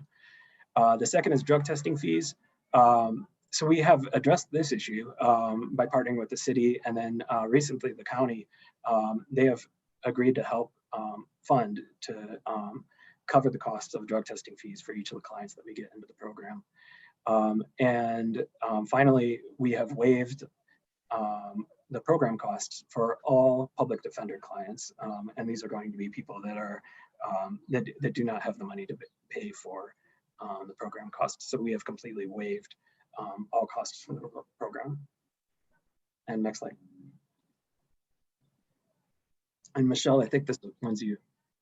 Okay, thank you. Is this a community partners? It is. Okay, thank you. So we have many community partners that we have paired up with, and really we all have the same goal in mind, is to get each of these individuals the help that they need. anywhere from mental health issues, substance abuse issues, family issues, parenting classes, whatever each individual faces, whatever need that they have. These wonderful partners have, and our program have partnered up so that we can get them the help that they need. One is the drug testing facility that we use is called Independent Drug Testing. This place is, they conduct drug testing. They are all witness tests. They are court certified tests.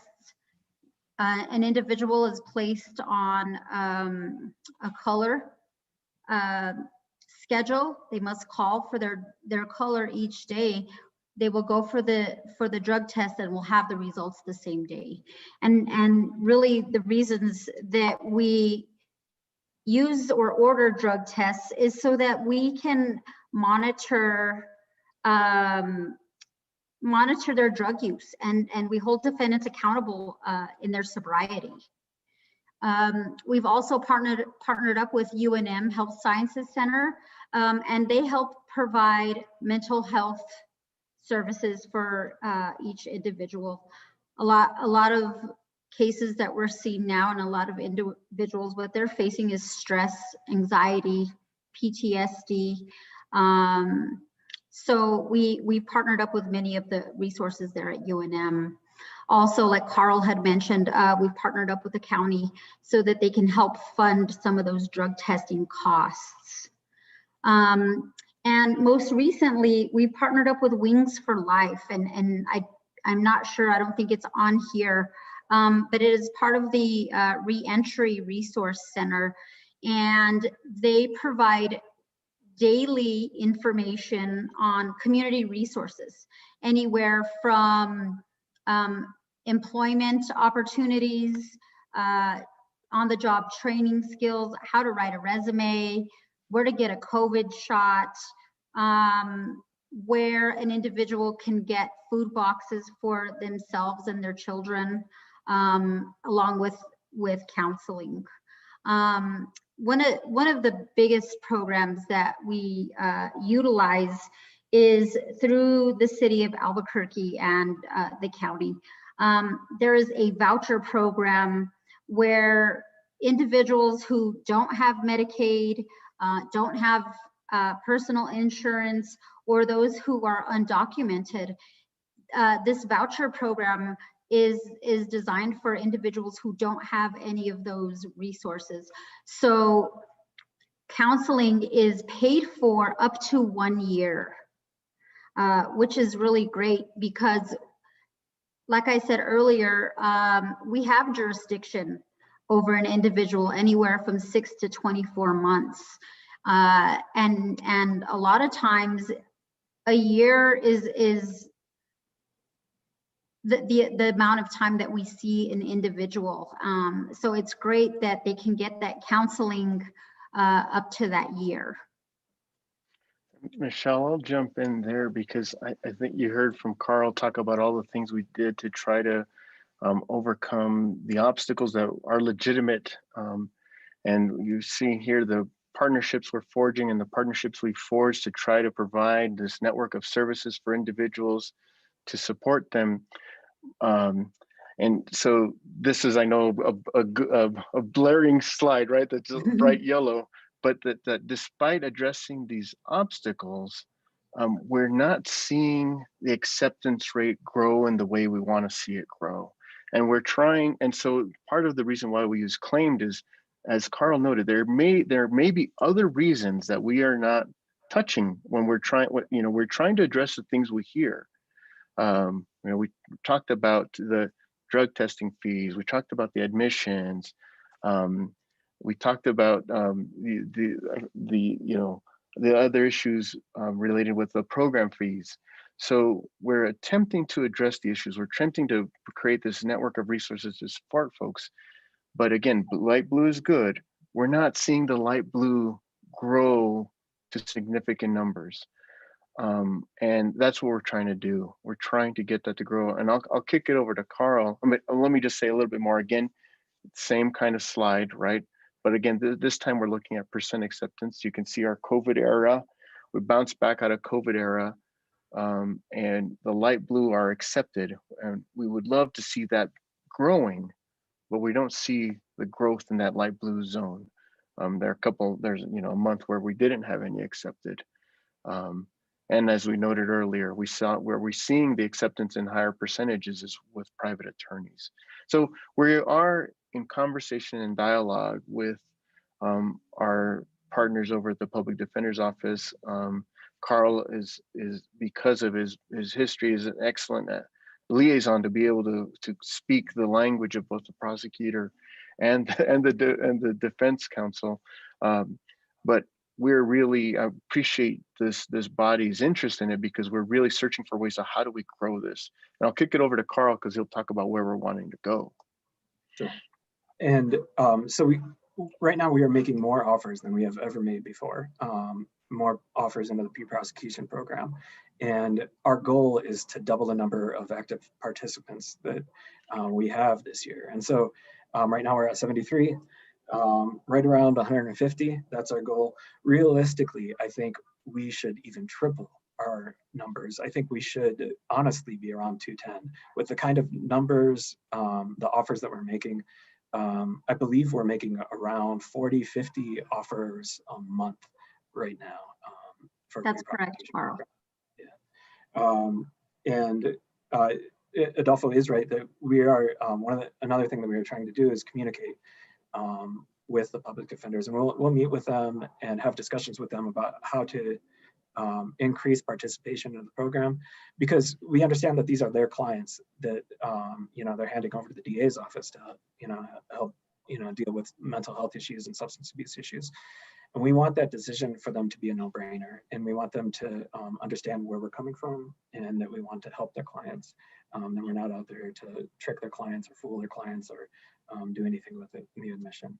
And let me highlight one thing, and I'll click next slide, about helping clients. Michelle noted that expungement is, or I think Carl noted that expungement is eligible. We're now talking about folks that get into the PPD program, that when they graduate, that we complete the full circle of expungement. So not only do they not get a felony conviction on their record, but we'll talk them through all the way through the expungement of any of the record itself, so that when folks come out, they come out with as clean a record as possible. I'll click to the next slide now, Carl. And that's right. Earlier, someone mentioned the stigma of mental health, and I think it was like 5 presentations ago, but somebody mentioned the stigma of mental health issues. And there's a stigma, certainly, that I saw with my clients as a defense attorney, and they were ashamed. And it was almost like they felt dehumanized. And there's a stigma with substance abuse issues. There's a stigma associated with those that have suffered trauma in their life. And, and there's certainly a stigma with criminal charges. And so if we offer somebody an opportunity to come to our team and, graduate from this program, we will not just dismiss the charge, but we'll expunge it off the record. We will try to wipe the slate clean for them to help, I guess, ease the burden of that stigma. Michelle, do you want to introduce our team?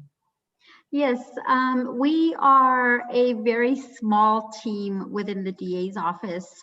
Of course, myself, I oversee the program, and I have 2 PPD officers, Nicole and Helen. And the two of them are absolutely wonderful in their supervision and their techniques. A lot of times when an individual is ready to get off supervision, they ask them to please stay on the program or keep in contact with them, because they feel comfortable, they're stable with them. So I really am proud of my 2 officers, because they're really dedicated and committed to helping others. And of course, we have Carl, our attorney, who is helping us identify individuals who qualify for the program and make these offers to the public defender or defense attorneys every single day. Thank you, Michelle. And so we have all the contact information is there, and we just want to again thank you for the invitation to be able to talk about this program. We do have some more information on our website about it, but I think this is one of those. It's a kind of a hidden gem that we're really trying to have grow. The outcomes that we've seen, as you heard from Michelle's stories at the beginning, folks who graduate and make it through have their lives in a different posture than when they touch the program, and so we're very proud of it. We want to grow it and appreciate the interest in helping us do that. With that, the team here will stand for any questions that the commission members may have. Go ahead, Councillor Bassan. Thank you, Madam Chair. I will be very quick for the sake of time. I have several questions, but I'm going to email them over later on. But real quick, have you all considered doing maybe some interview, like a survey or an interview of why people are declining if they're not accepting this? Maybe ask them. Maybe you did, but find out exactly what it is that if it's not falling in those 3 categories that you are aware of. Is that something that's been done? It hasn't been done. We have asked, and the way we got to those 3 categories was those were the responses that we got. But that's a great idea of a more formalized survey to just on each instance, like what's the reason for declining. Carl, you want to talk about that a little bit more? Yes, and so we have started to track what we're doing, what's happening with the offers, and look at those numbers, whether they're being accepted, rejected, whether those cases are being indicted, whether they're actual convictions, whether the case is ultimately getting dismissed. And so we are starting to track that. And what we've seen is that a third of these cases end up in bench warrant status. And so it's very difficult right now. And I imagine it's extremely difficult for any defense attorney or the public defenders right now to maintain contact with their clients, especially after they pick up new charges. My gut feeling is that is a significant reason why our numbers are down, is because contact issues are even, worse during 2020 and COVID and everything like that. But we don't have anything concrete to, back that up. Thank you. And then my only other comment, Madam Chair, is just, it goes without saying, I think that let us know, let me know as a city councilor what I can do to continue helping advocate for this. I know that with funding for drug testing and anything else, that's one part of the puzzle there. But if there's something further that we can do to help promote it, I really think that this is something that could help benefit the community more and more. Madam Chair, Commissioner Bassan, thank you, or Councilor Bassan, but in this context, Commissioner Bassan, right? Thank you so much. Thank you for the presentation on this really great program. That was very thorough. I appreciate that. And so moving on to old business, continuing behavioral health initiative updates. Councilor Bassan requested that we get updates on mobile crisis teams, resource reentry center, and law enforcement assisted diversion programs. And so we have Mariela Ruiz Angel and Charlie Verplau, who will present on all 3 items. Go ahead, please. Good evening, everybody. And Madam Councilor, we appreciate you guys, Commissioner, for having us today. We're especially for staying here on feels like it's been a very, very long week for, I'm sure, many of us. So thank you for sticking this out. We will be, I think our presentation will be pretty straight to the point. We're here to give updates on our mobile crisis team. Let me go ahead if I can share.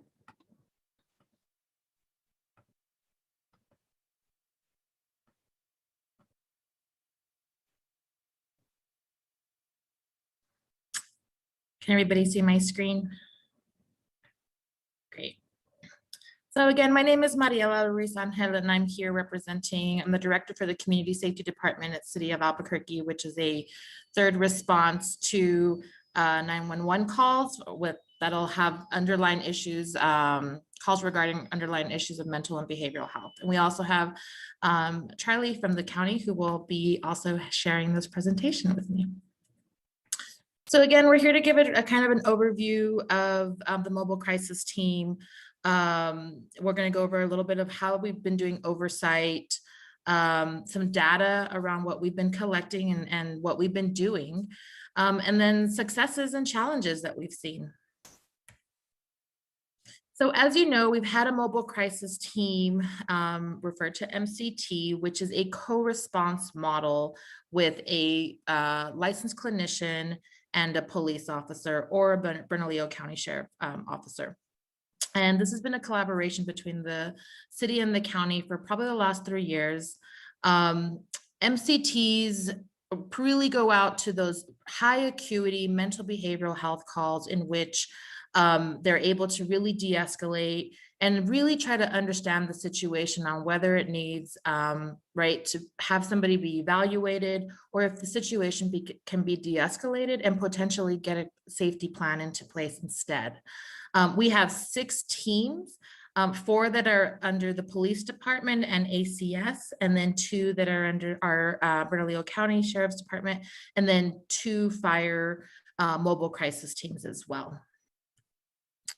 We try to staff these teams as much as we can so that we try to meet about a 24-hour. It's not always fully possible, which is what we're trying to hopefully build to.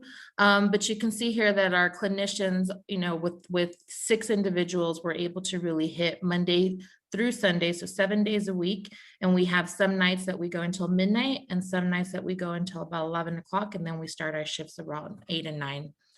So,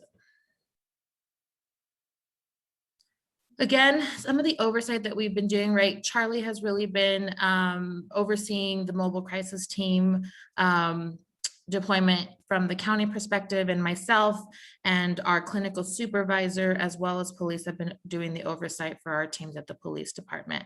Just as a reminder, this was a transition from what used to be Hope Works to the city and the county.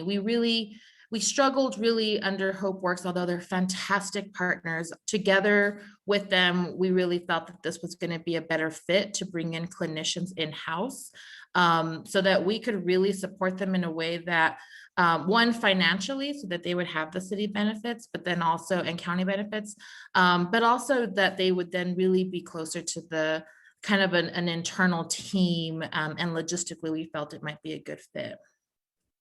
So I'll pass it on to Charlie. Thanks, Mariela, and Madam Chair, members of the committee. My name is Charlie Verplew. I'm the Assistant Director for the Department of Behavioral Health Services. And in addition to a description of the teams that Mariela just gave, we thought it would be helpful for you guys to be able to take a look at some data. So when we look at calls for service data, I think it gives us a good insight into how the MCTs get deployed across the county and the city. So the first table you see here on your left-hand side, that reports the progression of events from dispatch to the on-scene time from March 2018 to May 2020. So it gives you a good sense of how they get dispatched en route and then on scene for that time period. And then the table on the right-hand side gives us a sense of the most common types of calls for service for mobile crisis teams as they get dispatched. So as an example, the suicide-related and behavioral health calls accounted for 46% of those call types. MCTs were dispatched to calls to check on the status of a person. So something like a welfare check, a request for contact, suspicious person, that made up 26% of the calls for service. And then approximately 79 different types of calls made up the remaining 27% of calls for service, including calls for something like a missing person, traffic stop, family dispute. Next slide, please. So along with the types of calls for service, we also wanted to show you just the number of calls that we had for our MCT teams. So this is data for 2020 and 2021. The top slide is 2020, and then the bottom slide is 2021. The top 5 rows of this table represent data from our APD MCT teams, and the bottom 2 rows with Officer Birch and Officer Delt, that represents the BCSO teams. We also have Detective Shirillo on here. He's really a backup officer for MCT and APD and performs some first line MCT officer work once in a while when that's needed for the APD side. You'll note that in 2020, MCT provided services on 2,248 calls. And so far in 2020, they've provided services for 400 calls over the last 4 months. Next slide, please. So I want to wrap up by talking to you guys just briefly about some of the successes and challenges that we've had with the program. I think it's always nice to learn a little bit about those things. So I want to start with our successes, the things that we're doing well, we feel good about. So the first is that I would argue that the number of clients that we serve is really a huge asset to our community. So for example, by taking calls from the MCT, we can really free up law enforcement partners, first responder partners that spend so much of their time on these behavioral health calls that really could be using their expertise elsewhere. The second thing I wanted to highlight for you guys is I think we have a really strong interdepartmental collaboration going on. So we've got City of Albuquerque, Bernalillo County Sheriff's Office, APD, BCFD, AFD, AFR, dispatch. So we've pulled in all these different departments. And I'd argue that that's a real success of ours, that we could tout that as a really strong model for other jurisdictions, as we see that many of the behavioral health services really tend towards operating in silos. So being able to provide a model that is dependent on collaboration, I think is really strong and puts us forward as a model for the country. The next thing I wanted to mention is that Mariela talked a little bit about taking over the clinical and programmatic oversight for the county and the city for MCT. And we believe this is going to really strengthen the program. We believe a success of the program. It's going to streamline the program, provide more accountability for MCT across the program, as we can sort of be in the weeds of the service provision and make sure that it's happening exactly as we need it to happen and address challenges right away.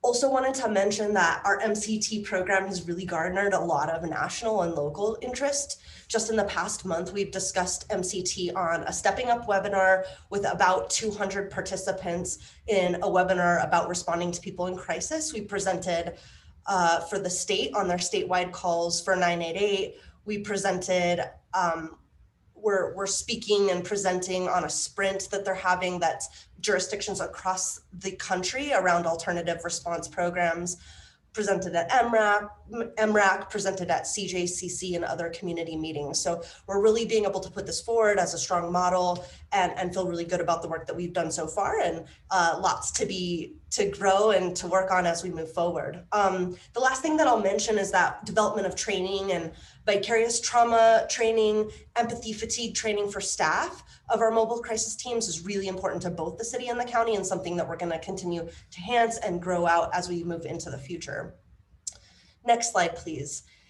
Lastly, I want to mention a couple of things that are a real challenge related to MCT. The first is that, as you're probably aware, New Mexico is one of the poorest states in the nation. It also has one of the highest rates of overdose and suicide in the nation. But unfortunately, we also have really continued challenges related to workforce shortages here in Bernalillo County and also across the state. This is due to a lot of different challenges. So things like licensure, non-competitive pay, need to increase behavioral health providers that serve Medicaid in rural areas. So it's a really complex problem, and one that we need to put our heads together across the city and the county to be able to address it.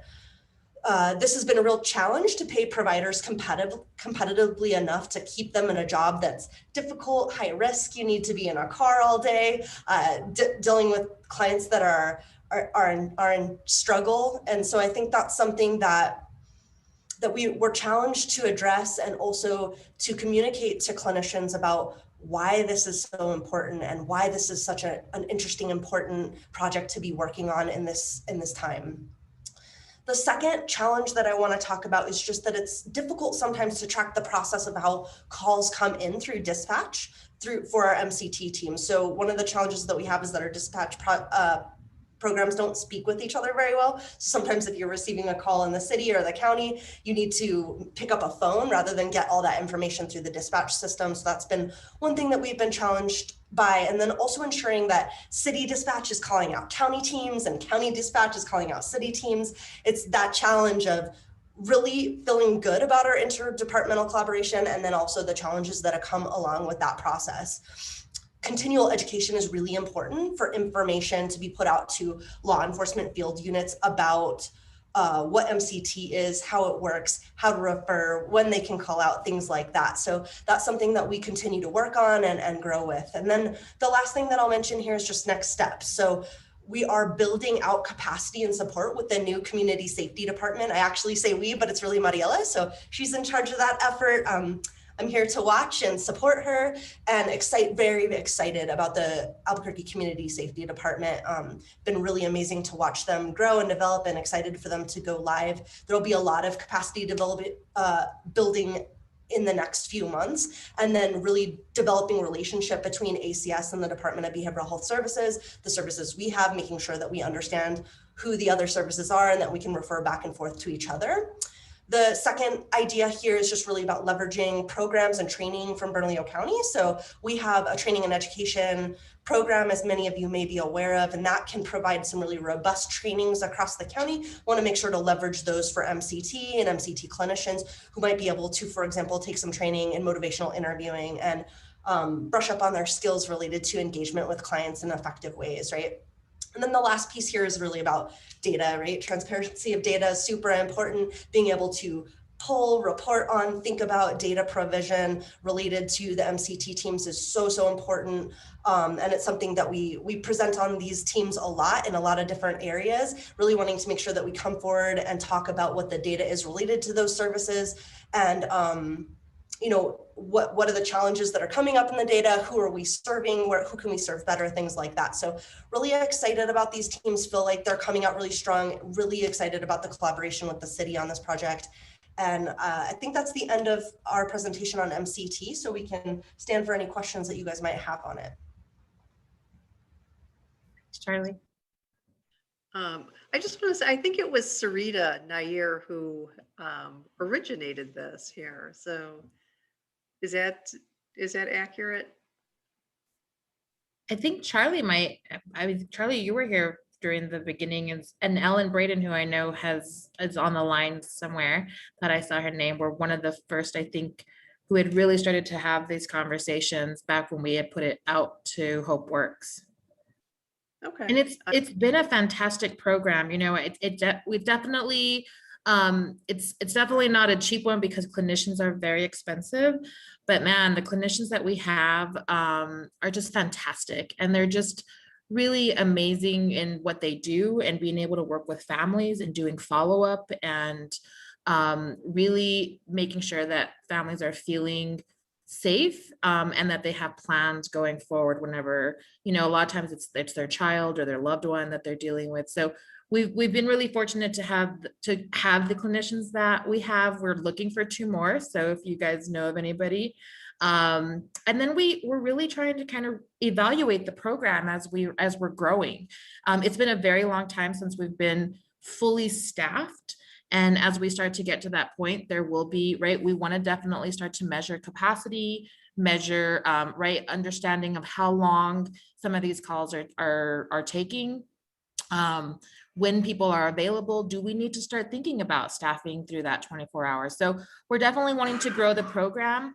However, I think with ACS coming on board and with all the amazing programs that the county has, that I think will, all 3 of us, you know, kind of creating these types of alternative responses, I think we'll really, I can only assume that these are going to really start to make the impact. And just like Charlie said, I think we'll start to see where police can start to refocus on violent crime, and where we can start to lift some of that weight off of their backs to really handle those behavioral and mental health calls.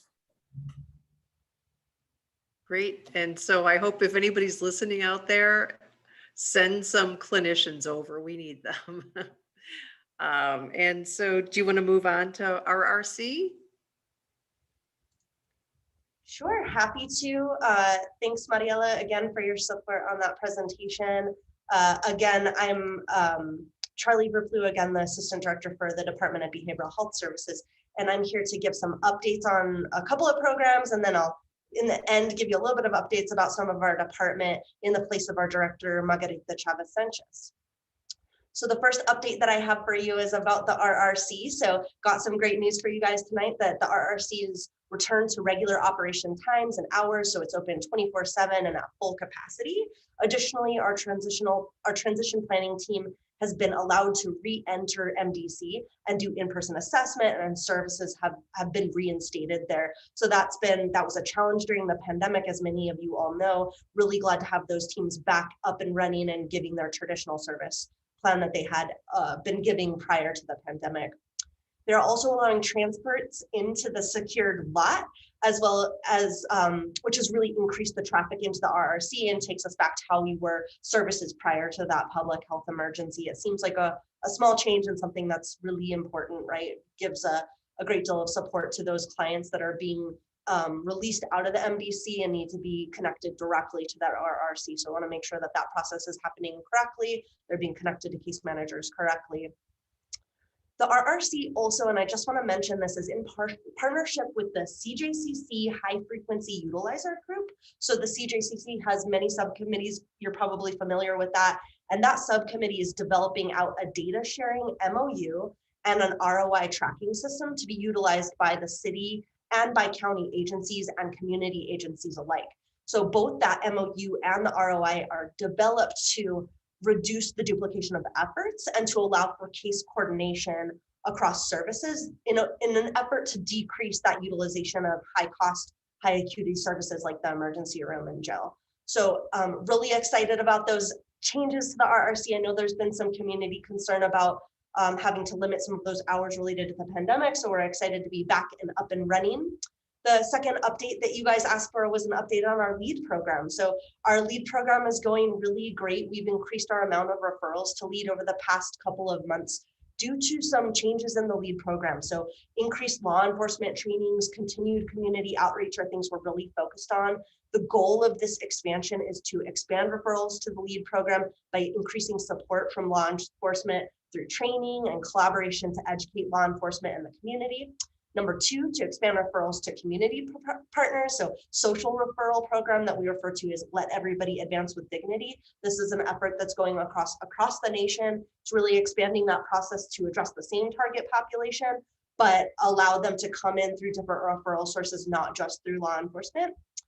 And then I wanted to mention that these efforts to expand this program have been effective. So in the month of May, we've received 17 referrals, which seems like a small amount, but on the average over the past 6 months, we've only had 4 referrals a month. So we feel like that's a really good increase and we're shooting for more. Part of this is because we hired a program manager. He comes to the table with a lot of law enforcement experience, a great deal of networking capacity with our law enforcement partners. That helps a great deal in terms of getting buy-in, understanding, education with those partners. We're going to continue to expand to meet the community need in a variety of spaces and ways. Happy to talk with any of you guys in more detail offline about that. One thing that I'll mention is that this is really made possible by receiving a COSAP grant from the federal government. So that's $1 million over 3 years for our LEAD program, and it pays for a bunch of different things like the hiring of a program manager, training and education for law enforcement, case management, resources for clients for the program, housing for clients for the program. The second thing is that we received $20,000 with a very small MacArthur grant. But what's really cool about that grant is it provides the ability to buy phones for clients so that they can access telehealth services, and then also the ability for them to acquire some IDs in case of not having ID. That can be really important for developing a bank account, getting a job, all sorts of things as people are trying to engage in community, engage in occupational housing, a variety of different resources. IDs can be really essential for that process. We have a total to date of 110 referrals to the program, 65 law enforcement diversions and 45 social diversions, which means a social diversion is a client that comes through into the program that didn't necessarily have a criminal charge, but was engaged in potential criminal activity or thought of as risk for criminal activity and had that underlying behavioral health need. And we have a current level of 11 active clients in the program. I'm going to give you a couple of other updates, if you don't mind, Chair, on the department. And then after that, I'll stand for some questions about LEAD and our RC, if that's okay with you guys. Okay. So a few other updates. We're doing a renovation on the campus. So that's moving along really well. It's going ahead of schedule. We're going to expand our capacity for our social model detox on the campus in the month of June.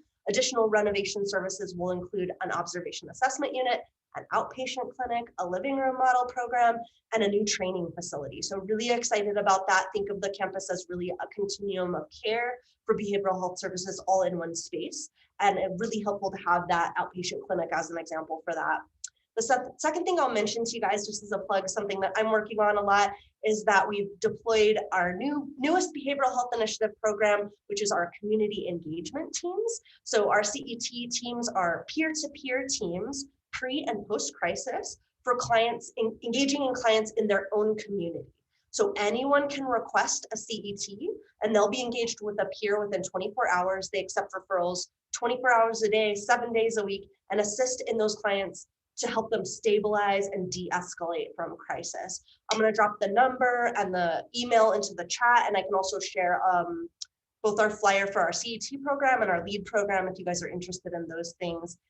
Lastly, I wanted to mention that you mentioned at the very beginning of this meeting that May is Mental Health Month. So as part of this year's events, we hosted weekly workshops with our behavioral health initiative providers. Sometimes I hear that people don't know about the behavioral health initiative, so we wanted to host some webinars for people to engage with providers, so those providers could showcase all of the amazing work that they're doing. These occurred on the 4th, the 13th, the 17th, and the 27th of this month. Also, additionally, we had a bunch more trainings from our training and education program that happened this month. If you're interested in any of those free trainings, they're on our website. You can go there. The link to register is right there on the website. And then I guess lastly, I'll mention that our department has presented at a bunch of conferences. I mentioned this a bit earlier. So we presented at Stepping Up. We presented at NatCon, the National Association for Social Worker Conference, and the New Mexico Behavioral Health Provider Association. So we think these are really good things to be doing to be able to get the word out about the work that we're doing here in Bernalillo County, both locally and nationally. So those are really our updates for the department. I know you guys have been sitting a long time, so thanks for sitting through our presentation, and happy to answer any questions that you might have. I see Counselor Bassan has her hand up. Go ahead. Thank you, Madam Chair. Hopefully the kids will be quiet in the background. Just Ms. Verplu, if you can keep us apprised, me apprised, I don't know, I don't want to speak for everyone else, but I definitely think, just like with PPD, the LEAD program, I think that there's potential. So however we can help continue to leverage that, bolster it up, make it more effective, have more participants, please give me your ideas and let me know how to help. And thank you for all of the information. You went through that quickly, but very efficiently. Thank you, Counselor. Really excited to be presenting to you guys, and absolutely we'll keep you apprised of any updates on the program. Okay, I see no other questions. Thank you so much, Charlie, for all the enthusiastic updates. I just want to mention one thing. Last week, our Bernalillo County Behavioral Health Department had a job fair. We are definitely hiring.